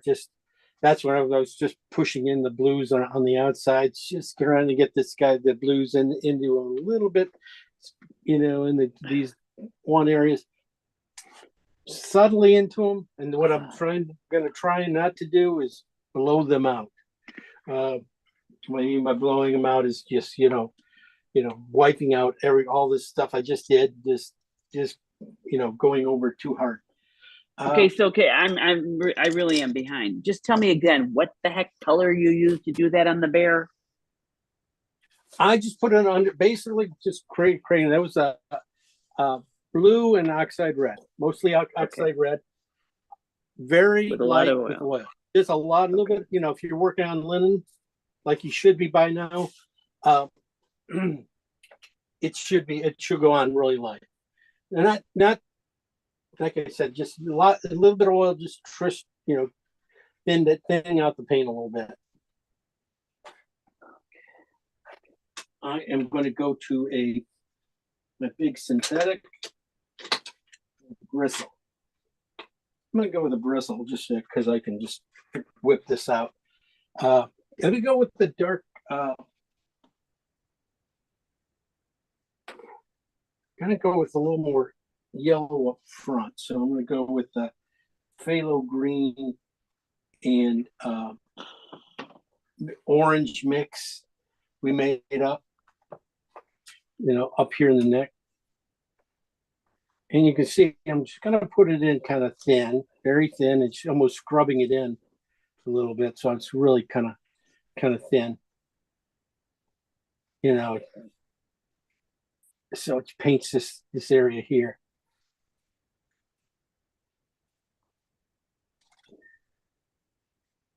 I'm trying not to get too much of the green going in here now, because it will go in.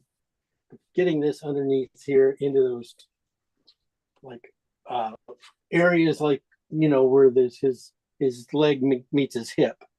This area right here, making sure you get some good darks there. You know,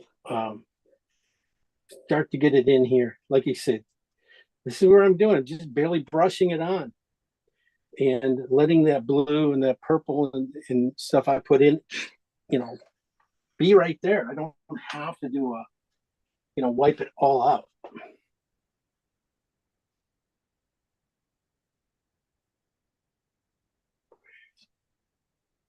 Definitely in the back leg here, I really pushed that blue and cad red mix into this one hidden leg back in here a little bit. And now when I put that orange, same kind of orange into that area, you know, if I put it in gently and just, you know, don't try to, you know, power it, it's gonna go in fine.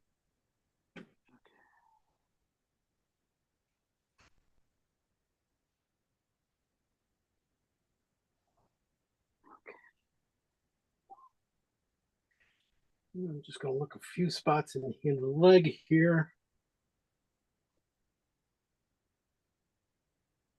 Mostly on the side edges. And the front.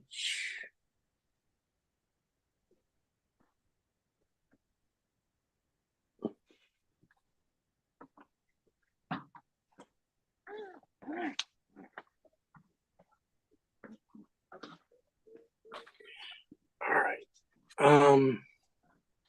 Also right here, the shoulder coming down. Here's a little bit. You've been pretty thin because we've got a lot of color. You have that. Sorry, just trying to get that angle there.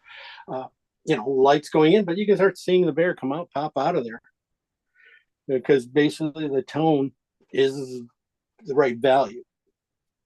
So now we just got to really go on. Now we start to put it in.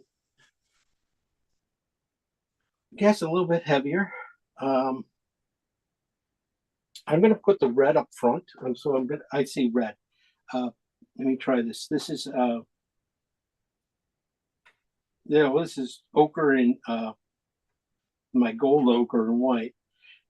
Basically the difference is there would be just a little red in it, more red into your ochre.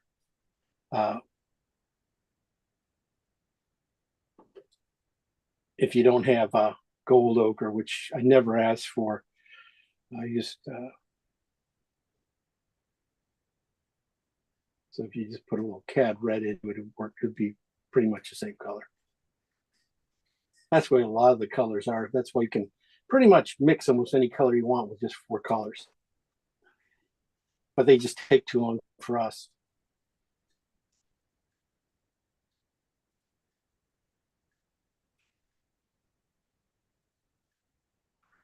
All right. I'm going to cheat and get a little bit of more dark around his butt here, just to give the lights something to grab onto and fight against. All right, now I'm going to go be doing like his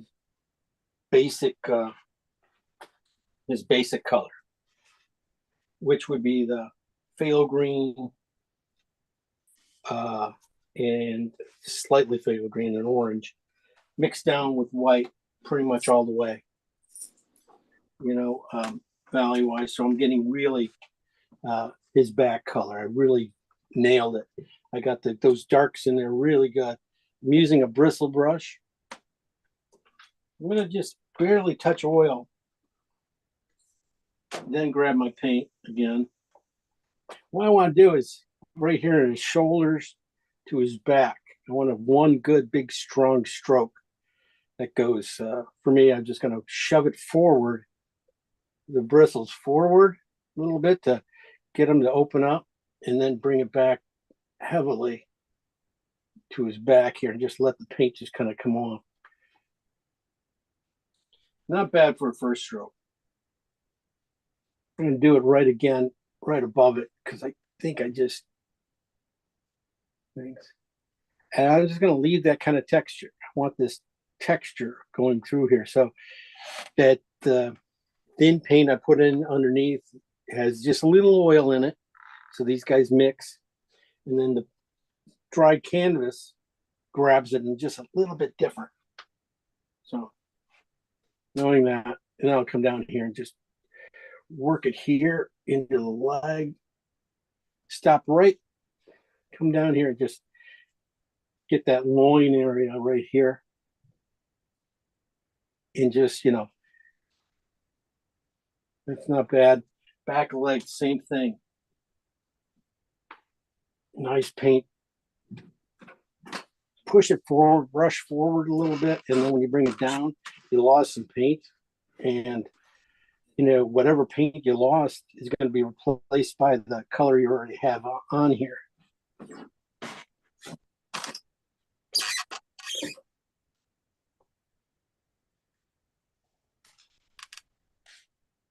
Come back and just blend these two together a little bit. Get that hip in there. Okay. And the shoulder too. This is just changing direction. Seeing that shoulder between the shoulder and the neck. That's a vertical stroke. That reads as a vertical stroke to me. That stroke right there. And that takes me right, even if it didn't come off perfectly, you know, like that, it's close enough. And the shoulder in here, a little bit of this. And you start getting into these other areas. Probably should have got a little more dark, a little bit darker in these one areas real quick, 1 second. Probably should have got in this neck a little bit darker, a little redder in here, so more cad red. In here.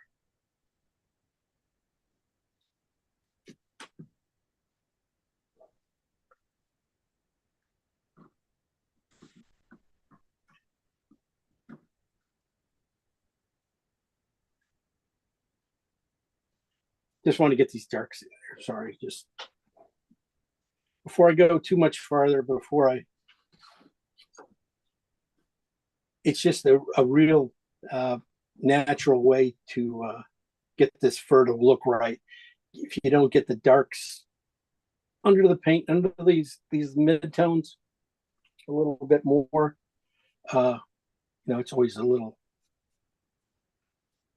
funky. So this is just, you could just see the red right there in his armpit. So, and that's not bad. I still got my big strokes. I'm still pretty good. I still got a couple other bigger strokes that are going to knock this thing out. You know, when we get to go to the lighter, some of the pinkier colors. But again, still big brush. I'm gonna try some of this reddish version with the same color. Just a little bit more oil, it's a little stiff. And see, I'm just gonna break down his leg into like 3 or 4 strokes here. This, you know, I did the shoulder and then here, and then just flick it out at the end. So I don't get too much paint coming down.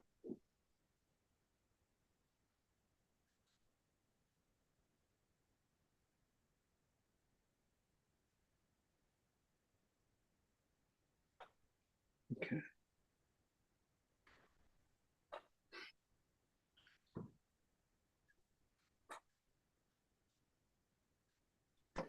Look on this front paw here. Jim, what color are you using right now?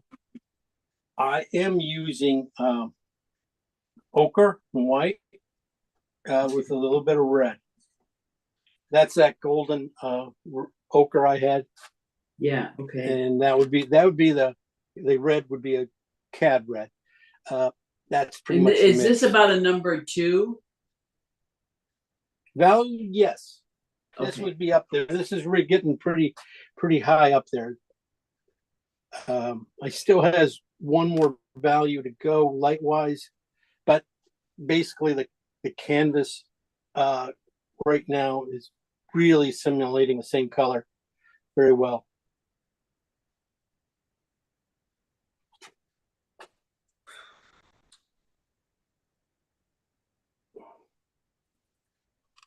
Just not enough color in that. That's good. So I'm going to go through and do his neck here a little bit. And look at those shape. Those things. It's almost just a few pushes to make that fur.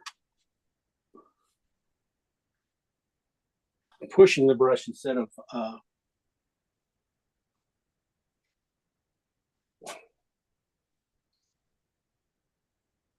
pulling it all the time. It works really well with a bristle.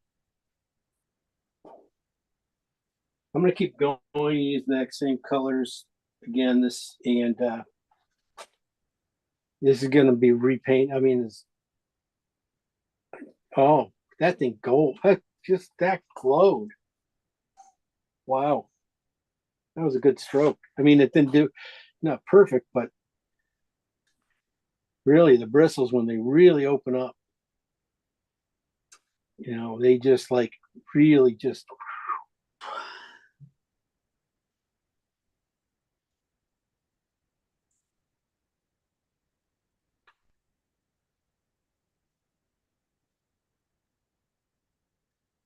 And that's the thing about the way I work and things. And when you're paying attention about your strokes as you go now it's all about the stroke, and that'll help. You know, you got to slow down at this point. And when you know which stroke you're putting in, knowing that you know, don't overwork, don't think about it too as much as you should. Like I said, just take your time putting it in, and it'll work. I'm gonna go back to the yellow side because I think I don't want to overwork that color. I'm trying to get this little triangle of color right in here. You know, starting my stroke up top at the top of that triangle, coming down to the point of the triangle shape, and just releasing the brush tip enough to let the bristles just blend in there really nice. That's good stuff. The brush is a little bit too big for a lot of this other stuff, but sometimes it's like the bigger the brush, you know, the more you concentrate on the stroke. And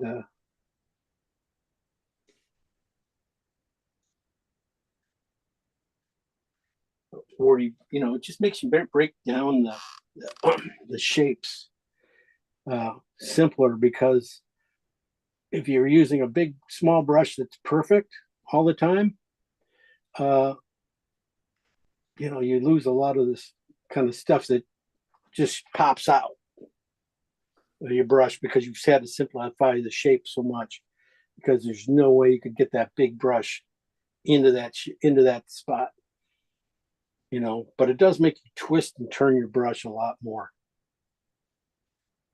Getting there, interesting. Now I'm going to go into my lighter colors. I got pretty much all my dark colors in my midtones, the guts of the bear in. You know, I'm going to probably pull it. The next color is going to pull out the highlights in his belly, back of his leg, top of his legs and into the bottom a little bit, and his back portion. Maybe I'll go up and touch the head up. Maybe not. Yeah, I got it's a little, a little bit of too much color up there, but I got. That's when I will bring out my smaller brush. Not now. I'm gonna go. Let me try this with a pink. You guys don't. You can wait a second. I want to see if it works. This is basically alizarin and white, high key, and I was thinking right here in the middle of this bear, right in here. This is where I saw it in the fur, right in here. So I'll put it in one stroke, flip my brush so I have clean paint, and come back in and open it up and put it back in. Wipe my brush, grab some more paint. And then this one, you can see it goes almost to the loin. And that's good. That's good. I like that. Same thing up here.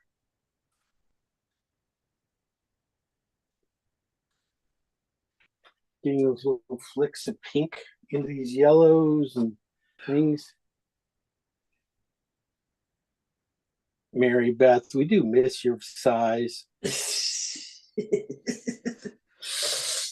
just mute myself. I know it's you. I know. Yes. I tried to get Cindy to mimic it, and she just, kind of just couldn't do it. She couldn't do it. Yeah. I cry. There she goes.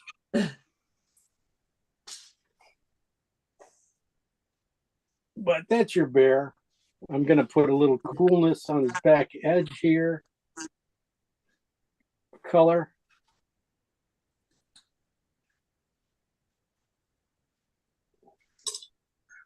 Now, it's a pretty solid, I'm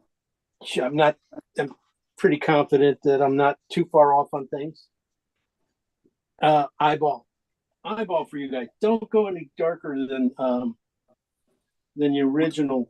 Let me try this. This is Cad Red and Blue, and it's on the Cad Red side, and it's just going to be a little dot right here with a knife.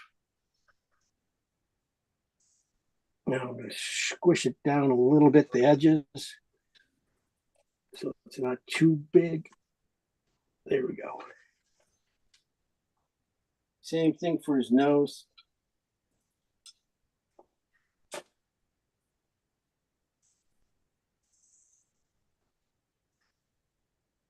Mouth.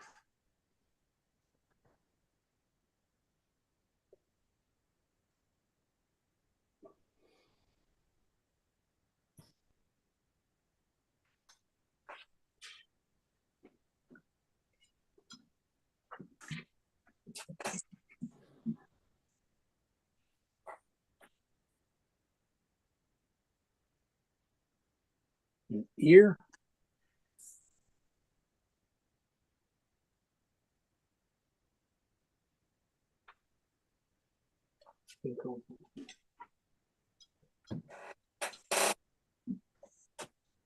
One thing, if you put things in with a knife too, even if you put the same value, same color, same value and stuff, just because of the amount of paint, a knife will leave behind.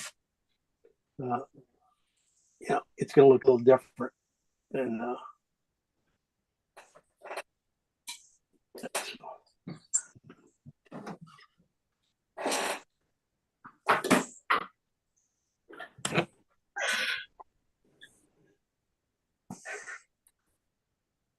right. Like everything else, it's just I'd go to a smaller brush, bristle brush, and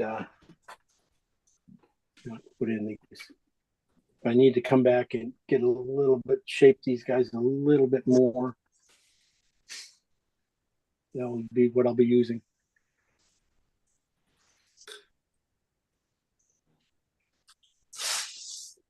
think I'm missing the shadow. That's what I'm missing on that. On his ear, little shadow on this side.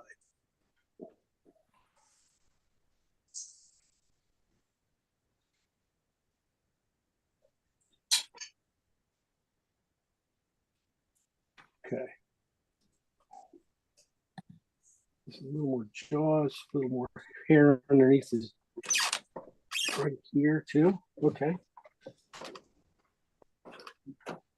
Then I'll go back and I'm just going to put in a little bit of this, more of the snow here and stuff as we get brighter in the front. That'll help do it. Got 10 minutes.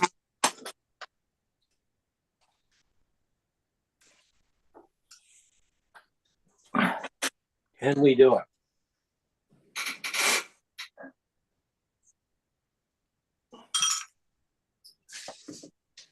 All right, so now I just basically on the bottom on my ice, got to just really start hitting the highlights and some of the stuff going in here. I'm gonna go for a little warmth first. I go a little purple and white.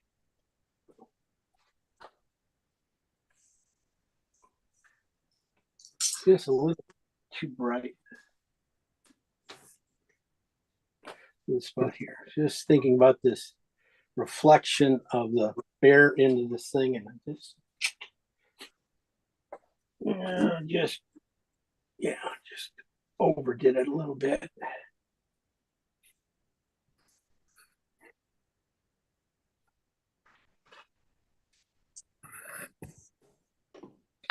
Okay.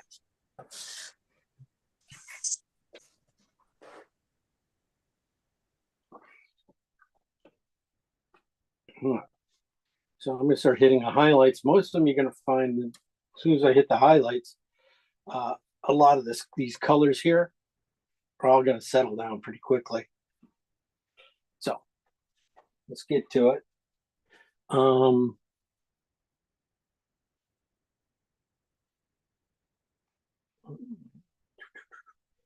Go with a alizarin and blue and white.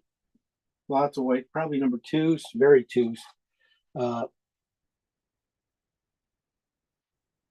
gonna put them in my bristle brush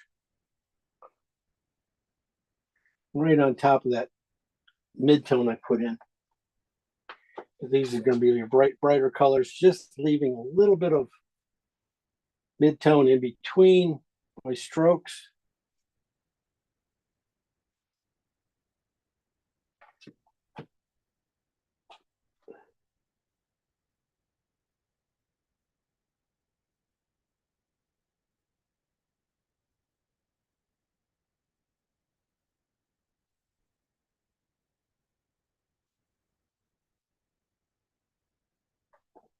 Okay.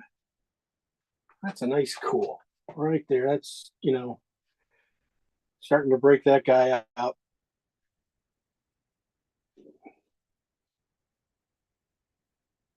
Just a little noogies here, back in here, going in. Just a twist of the brush. That's all they need to be, is a twist of the brush. All these things in the water here. Making sure you don't have too many of the same size, even if they are. Think of them putting a little closer to each other and maybe a little bit longer.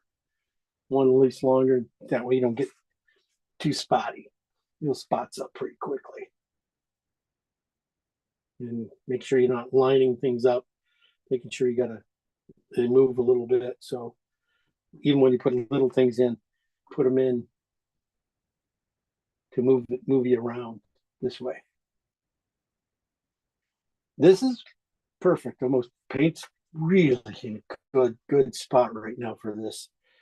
Just putting in a thing, some white in, or that blue purple in here. It's really quite in the right perspective, right time.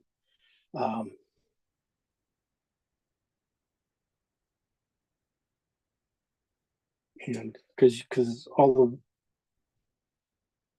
the mixing is just really good.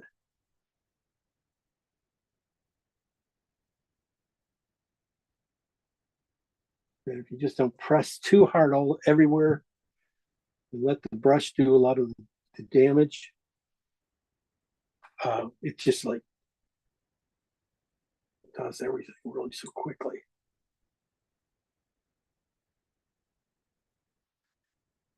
Yeah.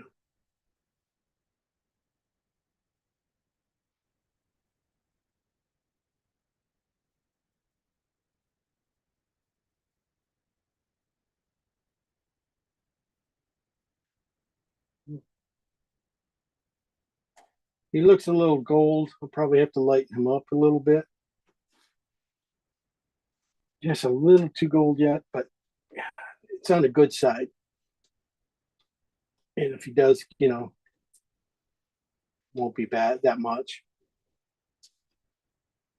So I'm just really just going through and hitting the highlights with my bristle brush, just a little bit of that alizarin and blue and white. It's on way alizarin. This is like a really high key number 2. And then as it darkens down from the going around here and doing stuff, my brush, as it darkens down with mixing with colors, definitely I'm just going to look for it farther back in the painting. Instead of just changing colors, I'll use it as much as I can. I figure it's going to be right in here, breaking up that line, just a nice little noogie off this ice break. Okay, that has almost enough stuff in it. Don't want to do too much in there anymore.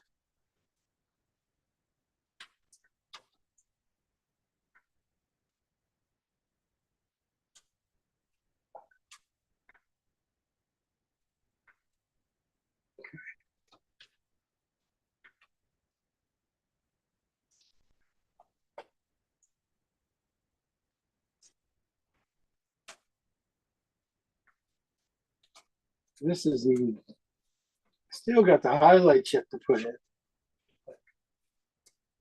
I just love to run the color out through here because it's such a natural mix. So I just want to.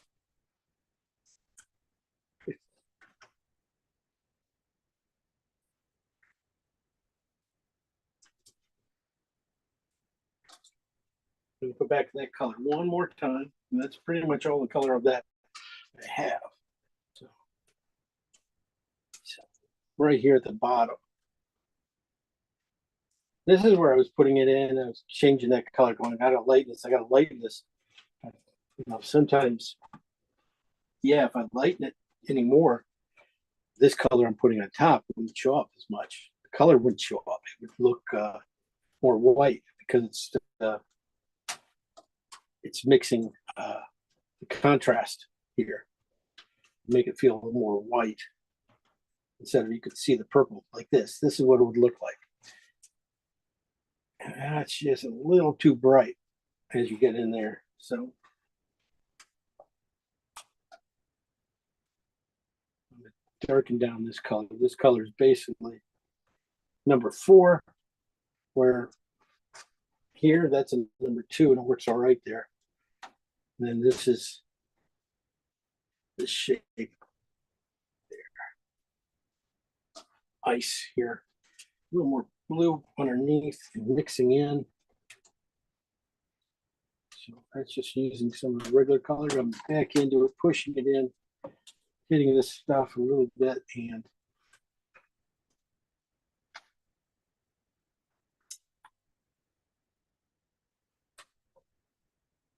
there you go. Little reflection color. Really taking it easy on that. I didn't overdo it and overpaint. And you only put it in quickly.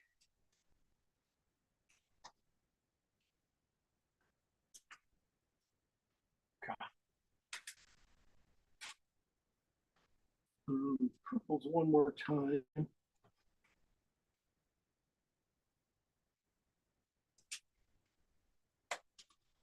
And I'm just going to put in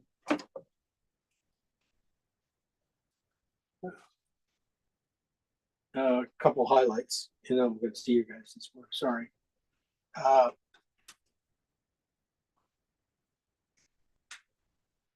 Let me see.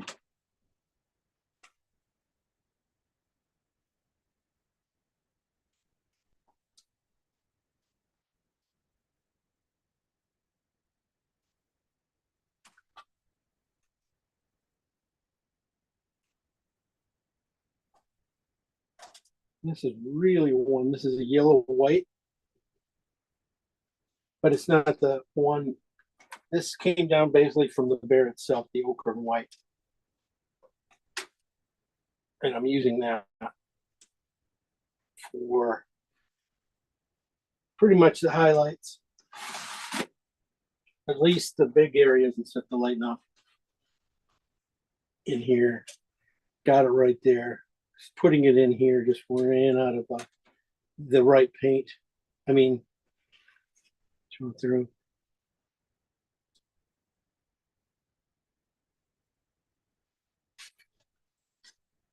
Bristle's the right brush to use, I must say too, because the way it's just you know, grabbing and stopping. When you stop it and grab it and stuff and let it comes through, it just leaves off these little spots of paint where and they're soft and they're, you know, bristly. Where if you use a synthetic at this point for this kind of stuff, it will you know, it'll just be more almost like, well, it's just be cutting edge. It'll be cut right in there, the paint. You know, it moves it a little more like a snow shovel. This more is like a pitchfork. So you're leaving some paint in between. And you create all kinds of little things going on and textures going on. All right. I'm bringing in for this, and let's see what you guys have been doing.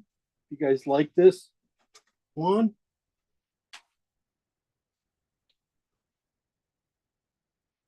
And you can see how it's going to go just from here. You know, I'm just going to take the same colors, little whitish, his color right here, and take it down.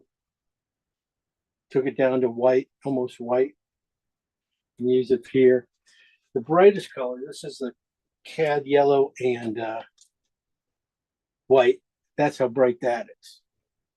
That only goes into little areas in front and here. I'm not going to keep it too far on the outside. It will just little areas here just to bring sparkle in.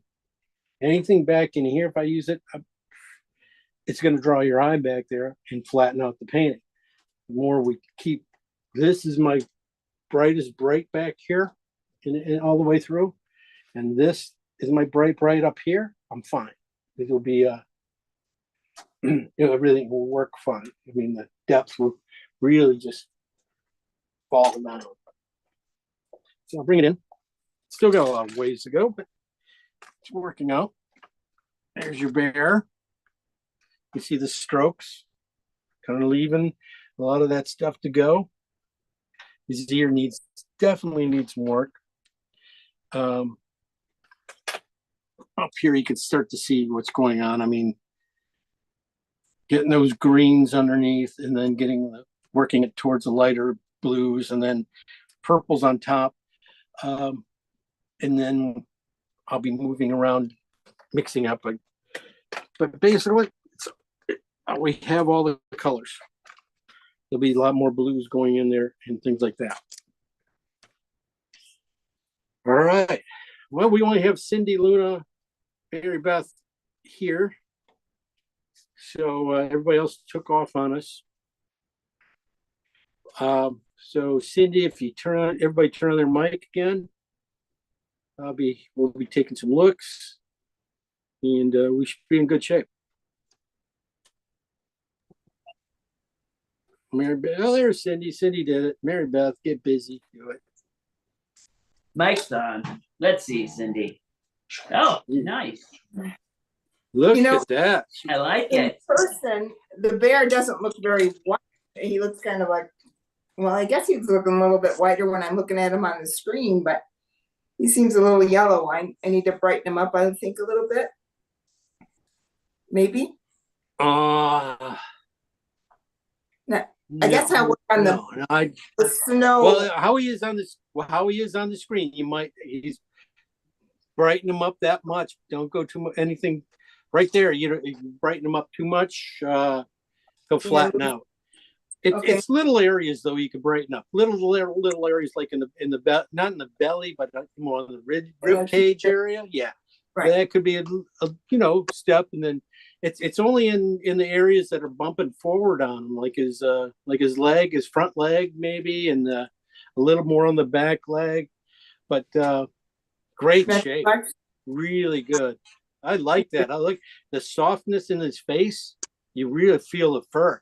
That's really good. Everything's, I think I love that. The things, I think, yeah, if that's what you think's got to go, that's fine. Okay, now the ice back there, I don't know. You see, that's the fun thing about this. You even if it's off back there, it still works. Off, you mean you might have went a little, or off in? No, off yeah, no shape, dimension, whatever. If it comes, but just the purples back there. You got a couple warmer purples back there in the corner on some of the things and stuff. Just watch out for those. That on the other side, that reddish, yeah, the reddish purple in that middle piece of ice there. Just made him into a shape. It just cuts. Yeah. It makes his shape, but just watch that red. Probably put not that one, the one right above it. A little higher, right there, right that one. This one. That one's shooting. That one. That two one. red. Yes. Okay. Two red. Okay. Coming forward. It's just bringing the color forward too much. Blue them out. Okay. Don't worry about edges. Love the way the paint's going on there. Don't watch. Don't get them too bright. Let everything behind the bear go cool. Just work on that very front end. That's all you have to do on this guy. That's really good. Don't make his legs too skinny either. Bring that fur out on that back leg. This really guy cool. Yeah. Yeah, a back heel, his heelish area. Okay. Don't let him get too skinny legs. He's not a dog. Woof, woof. A really good color though.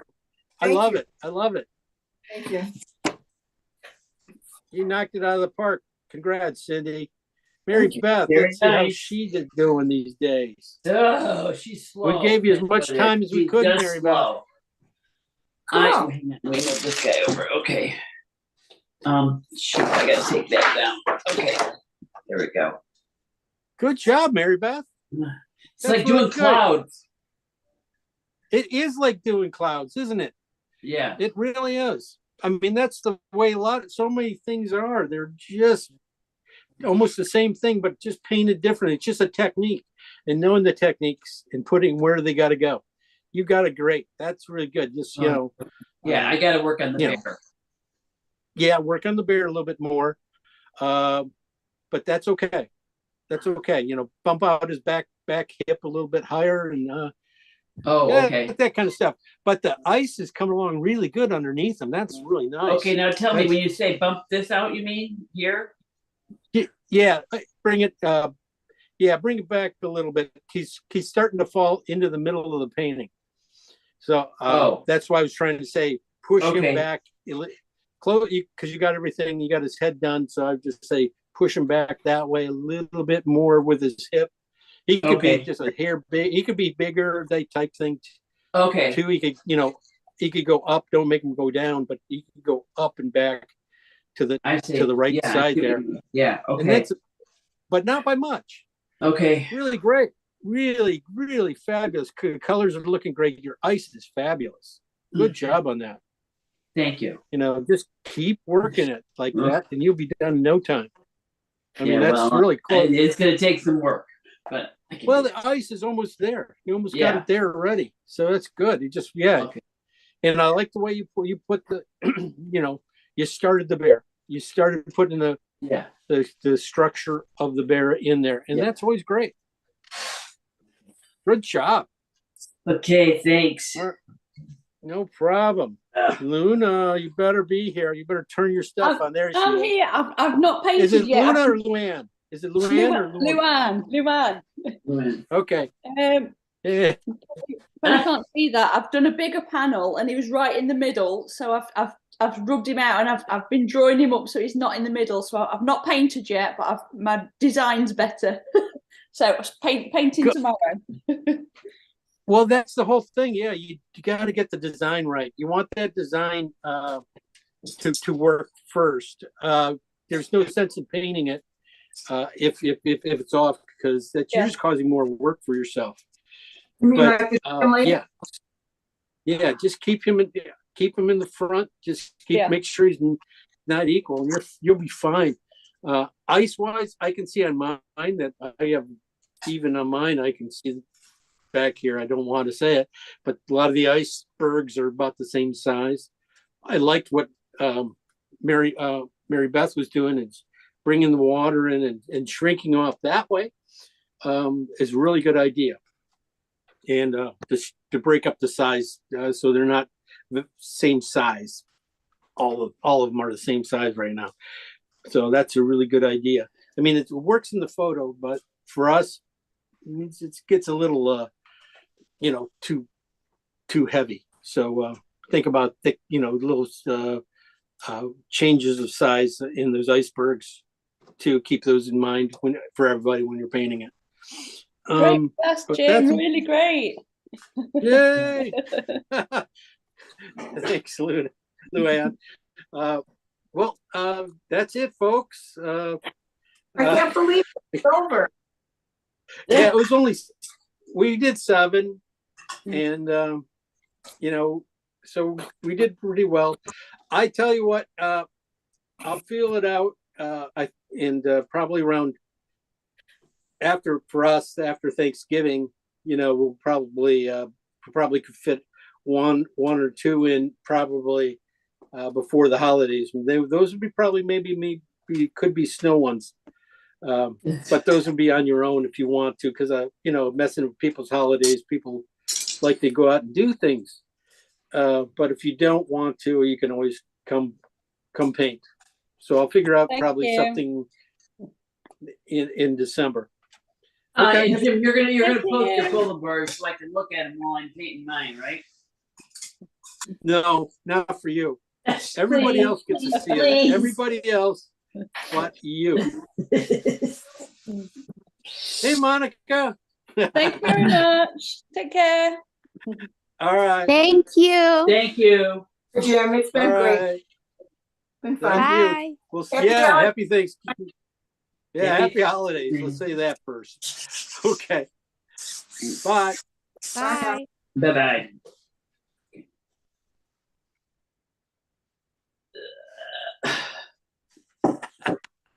You're still on, Mary Beth. You're still I know.